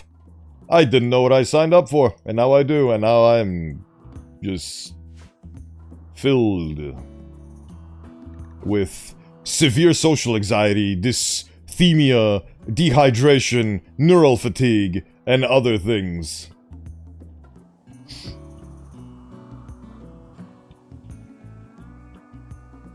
Ah, you did get mech raids. The Shamblers got them, which is why you barely fought them.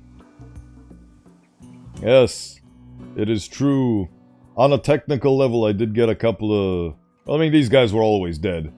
They had been dead for 1.1 years. But... yes, the mech... the zombie armor did survive, but it is basically... They're basically my jailers, if you think about it. These are keeping me prisoner, so I may never leave this place. Callie suffered additional neural fatigue. Further collapse is likely to add about 8% cumulative. At least you're comfortable with that prospect.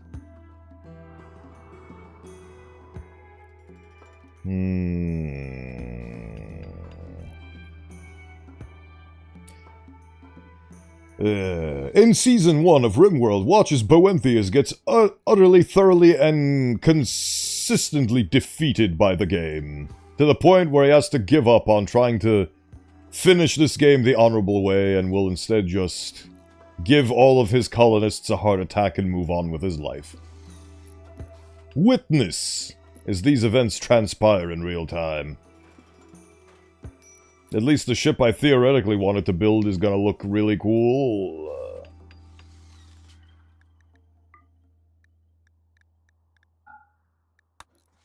The zombies are your jailers and protectors at the same time, yes.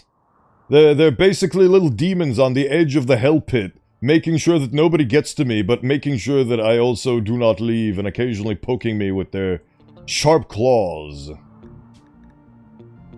This is a prison of my own making, and I have nobody to blame but myself for the circumstances of this playthrough. But you know, this is a story generator, and this is the story of about how a bunch of scientists crash-landed on a zombie world and survived as well as they could, while naively holding on to the notion that they could do science in this world. They did for a short time, but ultimately, the Shamblers claim all. The Foundation are nicknamed jailers and protectors as well by different factions and sub-factions. Oh. I mean, they kind of are. That is what they are. They are there to secure, contain, and protect.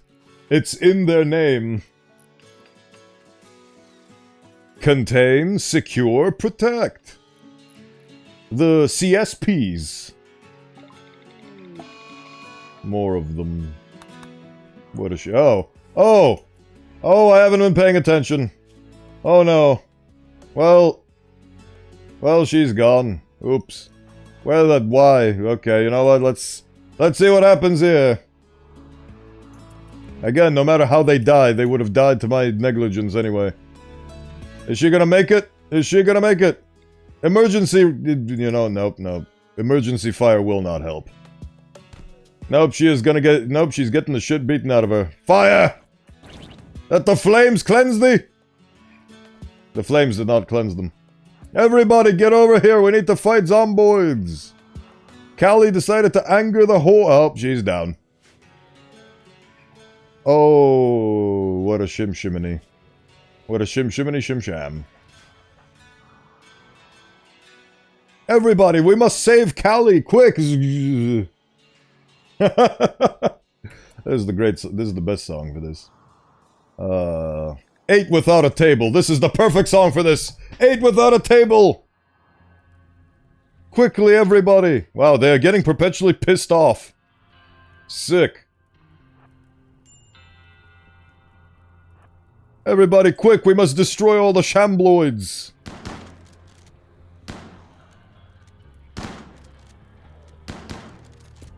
Ignore the thing that's on fire and running at you.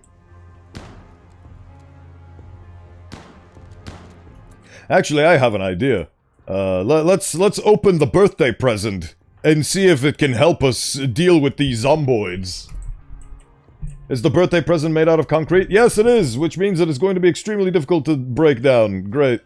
Who's my constructoid now? It is none of these guys. Spectra, deconstruct that concrete wall. We need reinforcements. What's the word? Yeah, we need reinforcements. Quickly!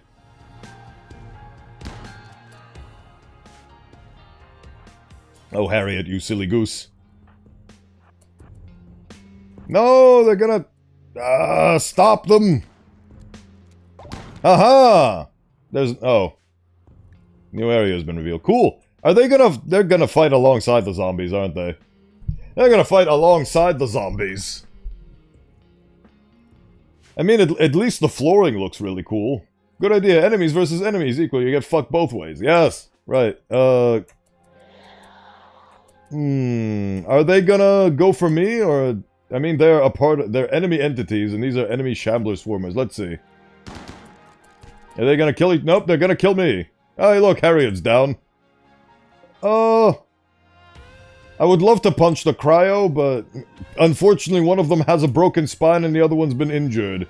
So...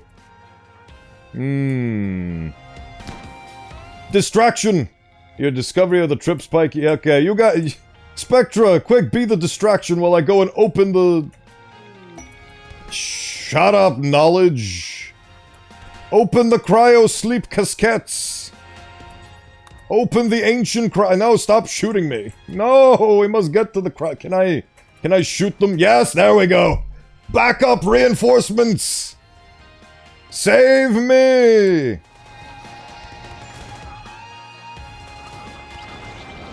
Holy shit. Okay, there we go. Nathan. Nathan from a series. What the hell? Take drug. Choose a drug. What? I mean, cool, but no. Nathan, quick, go save everyone! Go, gang, go! Ignore the zombies. There we go, perfect. We're doing it! We're doing it! We're surviving! Alright, what are these guys gonna do now? Penny is delightfully on fire. Now what are they shooting? Oh, there we go. They're shooting the guy that downed Harriet. They're also killing each other. Hello, Axelion! Welcome in. Thank you for stopping by. Now you tunna get the mean in black. Indeed. I think you're gonna get fucked up. I'll... Oh.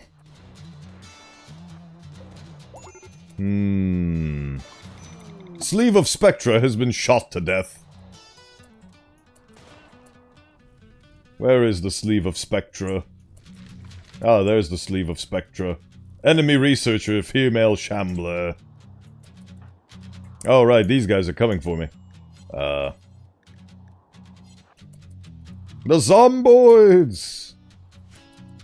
Oh, that's why I have so many drugs, is because this guy's an addict. Spectra's been re-killed. They're gonna do it! They're gonna destroy all the Zomboids! I'm sure of it. How's Callie faring? Oh, everything's on fire.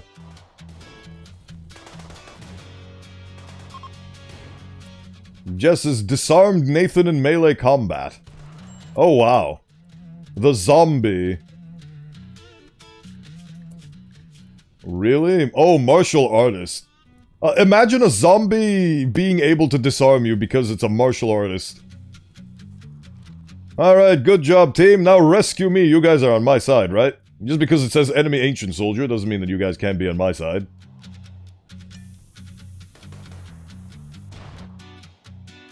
It all started from a simple jogging attempt, I think. And then it escalated into zombies on top of zombies. What are these guys? They're just summoning more. They're actually clearing house. They are clearing all of the zombies. Good for them. Good for them. They're doing a great job.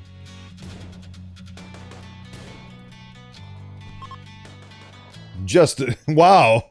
That is one powerful skeleton. Never underestimate a skeleton that knows kung fu. Right, what are these guys doing? They're vomiting due to their cryo-sleep sickness. They are... this guy is fighting 3 rats and a raccoon. Callie's sleeve died. She... oh boy. Due to the fact that she had a death acidifier, all of her clothes are now gone. At least she's still as muscular as the day I met her. Sleeve of Penny died. Ancient soldiers are interesting since they seem to consume go juice for some reason, despite not being hussars. Well, they probably existed before the time of the hussar xenotype. So, go juice was ultimately invented for soldiers, and they were probably soldiers. I mean, it does say ancient soldiers, so... they were probably put into cryosleep caskets as emergency military aid during the wars, because Rimworld, of course, features many, many, many different wars.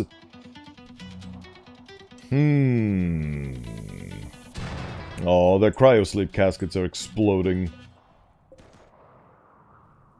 So these guys actually managed to clean house.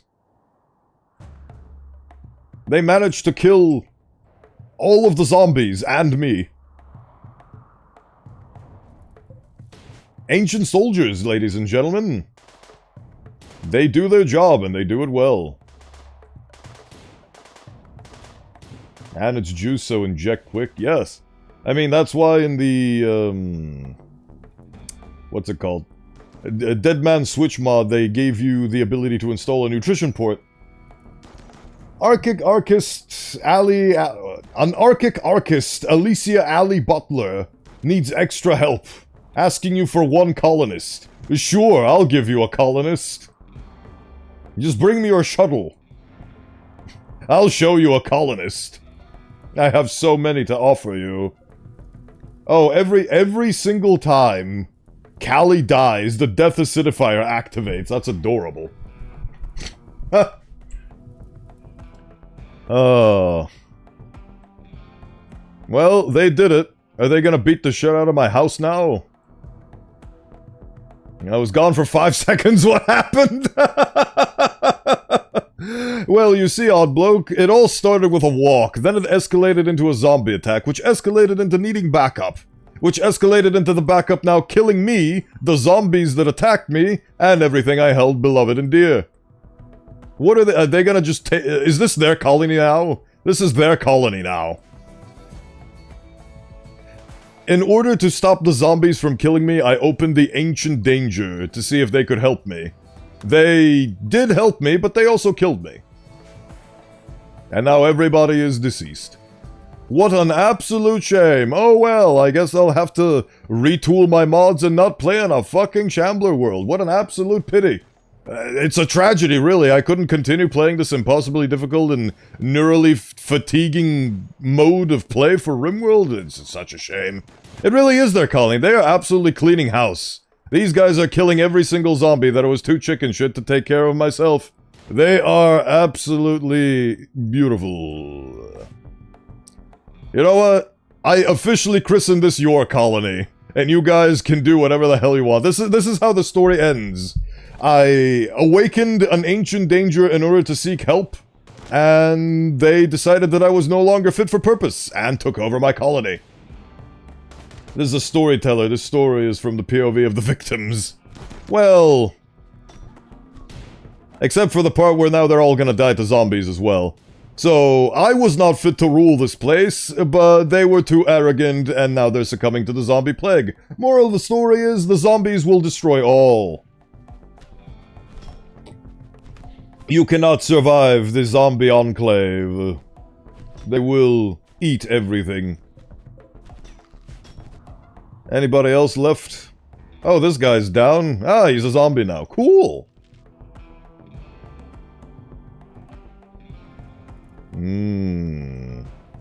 Oh, the iconic Jess was killed.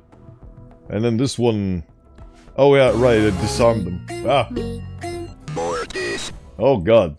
It is indeed a Miku Miku Mortis moment. I did get the help. Now the help is killing itself. How... What an absolute shame for Polo's gang. Sorry, but we will take over this colony and have to dispose you ancient people from the ancient building. And then they did, and then they tried to dispose the rest of the problems of my colony, and then they succumbed to said problems. I guess I wasn't afraid to fight 15 Shamblers all at once. I was practical in not fighting 15 Shamblers all at once. And unfortunately, my new hostile landlords were not as well adept to that concept as I was.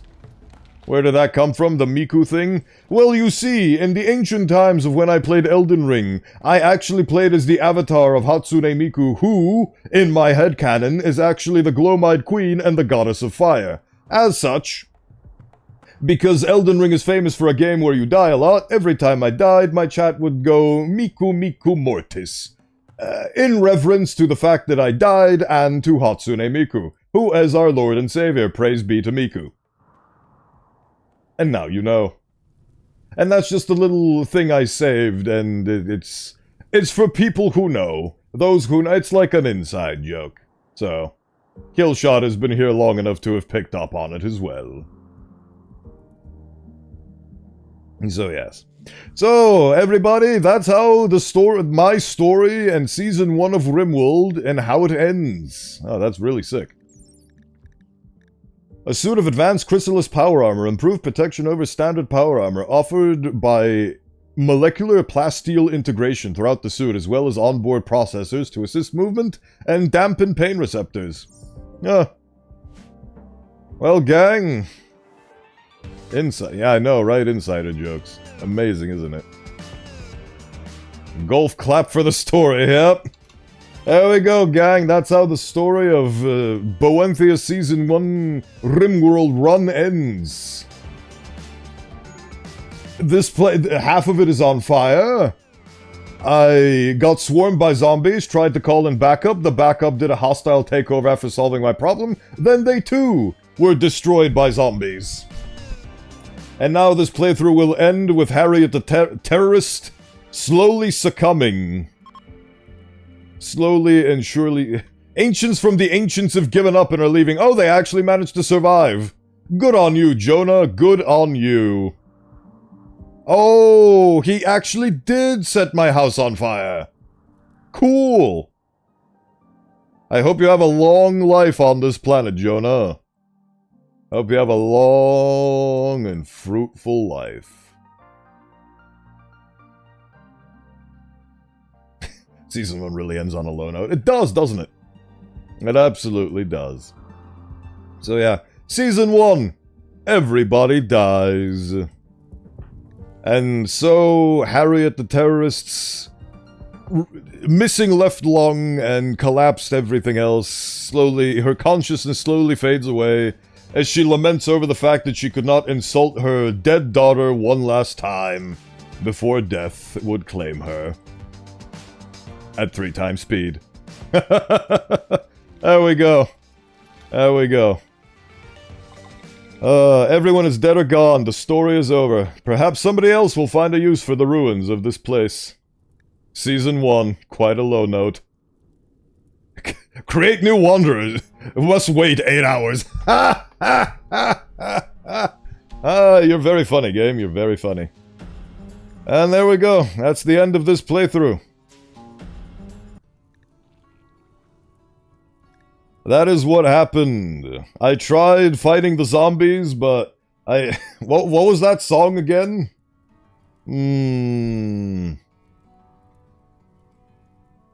What was that? What was that? What was that song? I forget. I'm not sure how I feel about the next season with the new cast. I don't even know what the new cast is going to be. There was a song that's currently stuck in my head, but it's not stuck enough for me to be able to recite it. Season 2 is where we see Bowenthius as a colonist and people from Twitch and YouTube becoming pawns for their colony. I hope there's a YouTube-based mod. If there's a Twitch-based mod, hopefully there's a YouTube-based mod. But yeah, that's the story of Harriet Leinster the terrorist. She is no longer a terrorist, she's now an enemy researcher. She is now an enemy researcher due to the fact that she is now a zombie and a part of the Dark Ones. At least Callie got to rest in peace for what little that is worth. I'm gonna wait until they transform into zombies, maybe. Or I'm just gonna yap. Where are you? There you are. There you are, my sweet, so soylent and petite. And the references may be fun, though. Our last words were, Maria, you're as useless as tits on a bull. Absolutely. Next season, we may join Jonah Hayes. Probably not, though. Probably not. I don't know what's going to happen to Jonah Hayes, but he is an iconic character of Season 1 of Bowenthius Rimworld.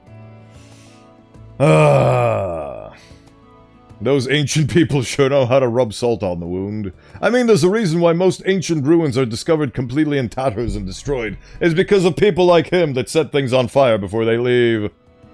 Should be mods and such to straight up change names if there are no YouTube name mods. Well, I mean, I could just straight up change the names to people manually. It's not like I can't do it myself. But I'm glad that the starvation didn't get them. It was their own ineptitude and incompetence that did, which is honestly the true way a Rimworld colonist should perish. Oh, they even destroyed my ship's console. Adorable. Absolutely adorable. Well, it is what it is. Where was she? Oh, there she is. Look at her. A bionic suit infused. She has incredible shooting capacities. But ultimately, started with a terror, ended with fire and zombies. It sure did. One of the new colonists should be surviving guy who burned down the base. Yeah, Jonah. We're starting a new colony with Jonah, who was an ancient soldier. I should have checked his bio before he left the map. Oh well. What a beautiful story that was. So much...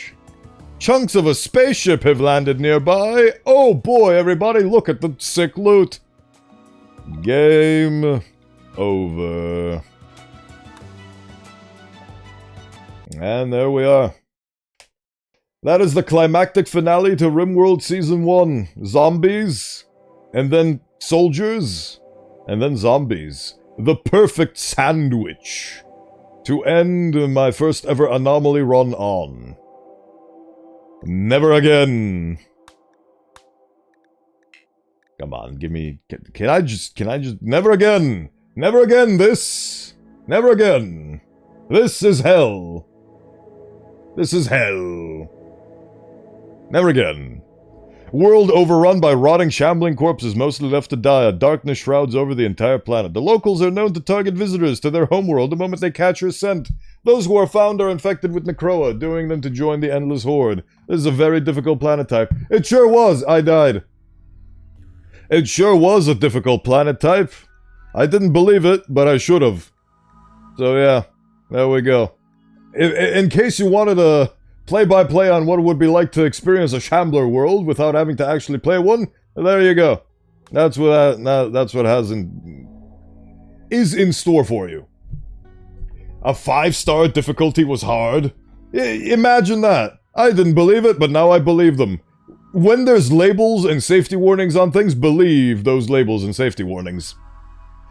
Jonah Hayes may not live that long, but it's all a part of the story. Who knows? Who knows what Season 2 of Rimworld will hold, but... For the time being, thank you very much everybody for joining me on this interesting story, and just interesting experience of me trying out Rimworld on stream for the first time.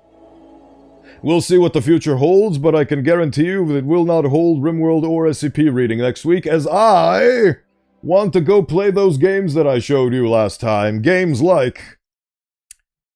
scrolling up. Games like Arctic Eggs, Threshold, Not for Broadcast, The Life and Suffering of Sir Brandt, potentially, no guarantees, but potentially, I did buy it for this exact purpose, The Talos Principle. I played the first one, and then wanted to play the second one, because I haven't played the second one, I've only played the first one, but never got around to it, so... Who knows? Maybe it might happen, maybe it won't happen. We'll see. We'll see what the future holds for next week's stream schedule, which will be dropping as usual on Sunday. Let's go, Arctic Eggs! Hell yeah, Arctic Eggs. I need to check how long Arctic Eggs is to see if it fills an entire stream, because if not, I'll have to think about other things. But until then, why not for broadcast? What do you mean, why not for broadcast? It sounds like a fun game that was recommended to me and that I own. Lector. No. No. I don't. I'm sorry, I don't get the joke. Right. This bit. This bit right here. This is where we are now. We're right here now. Look at us. Look at us, how beautiful we are. Right, closing Rimworld. Oof. Oof. It is the end of our Rimworld extravaganza. Thank you everybody for joining me. Thank you everybody for being here, for participating, for engaging, for talking to me about silly things. Thank you for the great stream. Mission accomplished. Yes, mission accomplished. We managed to reach the climactic finale of a story that has been cooking for way longer than it had any right to, but it's finally over. We can finally put to bed those poor Rimworld colonists. They finally won, in the sense that I could stop torturing them. I am the Am, in this case, and I finally lost sight of my colonists and they have all perished. Why not for broadcast? Why shouldn't you broadcast? Yes, I get it, but I thought that you were actually asking a serious question, as opposed to... Like, I thought you were asking, why not for broadcast? That's such a shitty game. And instead of trying to make a pun. It's really hard for me, personally, to detect jokes, and I apologize for that. Anyway, I wanted to recommend a game that's similar to gameplay as Arctic Eggs, but forgot what the name, and YouTube kept censoring a certain site I can't mention since it's not on stream. Fair enough. Maybe you'll think of it and remember what it is and tell me at some point. Like I said, it can be reached at via the Discord if you actually want to speak to me outside of streaming hours. If not, that's perfectly understandable. We all have our lives and so on. So let's go live them in a post-Bowenthius stream event, such as right now. I am alive, but I wish to die. Shambler world. Absolutely. Right, who the hell am I raiding into? I have no earthly clue, because my usual suspects are not online as such. Anybody playing Rimworld right now? That's usually a good go-to. Project Zomboid? No, that's not what I wanted. vtuber. Oh, I'm in there. How fun. Oh, that's... I was gonna say, oh, that's cute, that's a bird, but that's in Russian, and I'm in English, so... this one. See if the stream just stops. We will say our goodbyes as soon as I figure out who the hell I'm raiding. I figured out who the hell I'm raiding. We are raiding into this one because they're playing Rimworld. Know nothing about them, never seen them before in my life, but hey, it is what it is. If we don't see each other again, farewell for now. I guess I should just say my goodbyes now. Thank you so much, everybody, for being here, and if you need to go, then go. Take care, farewell, and goodbye, and hopefully you'll enjoy the rest of your week and your weekend, which is the rest of your week, because today is Friday. Anyway, Mochi Mamo is who we are raiding into. They are currently blowing up mechanoids in Rimworld. Hopefully you'll enjoy that. Right. Yeah, that's about it. 2.0 coming along. I need to figure out color schemes. Color schemes are difficult. There's your raid messages. Grab them while they're hot. Grab them while they're not. I still have yet to figure out whether or not this beautiful red goop emits heat. Maybe it does, maybe it doesn't. Who knows? But until next week with Arctic eggs and potentially other... Farewell.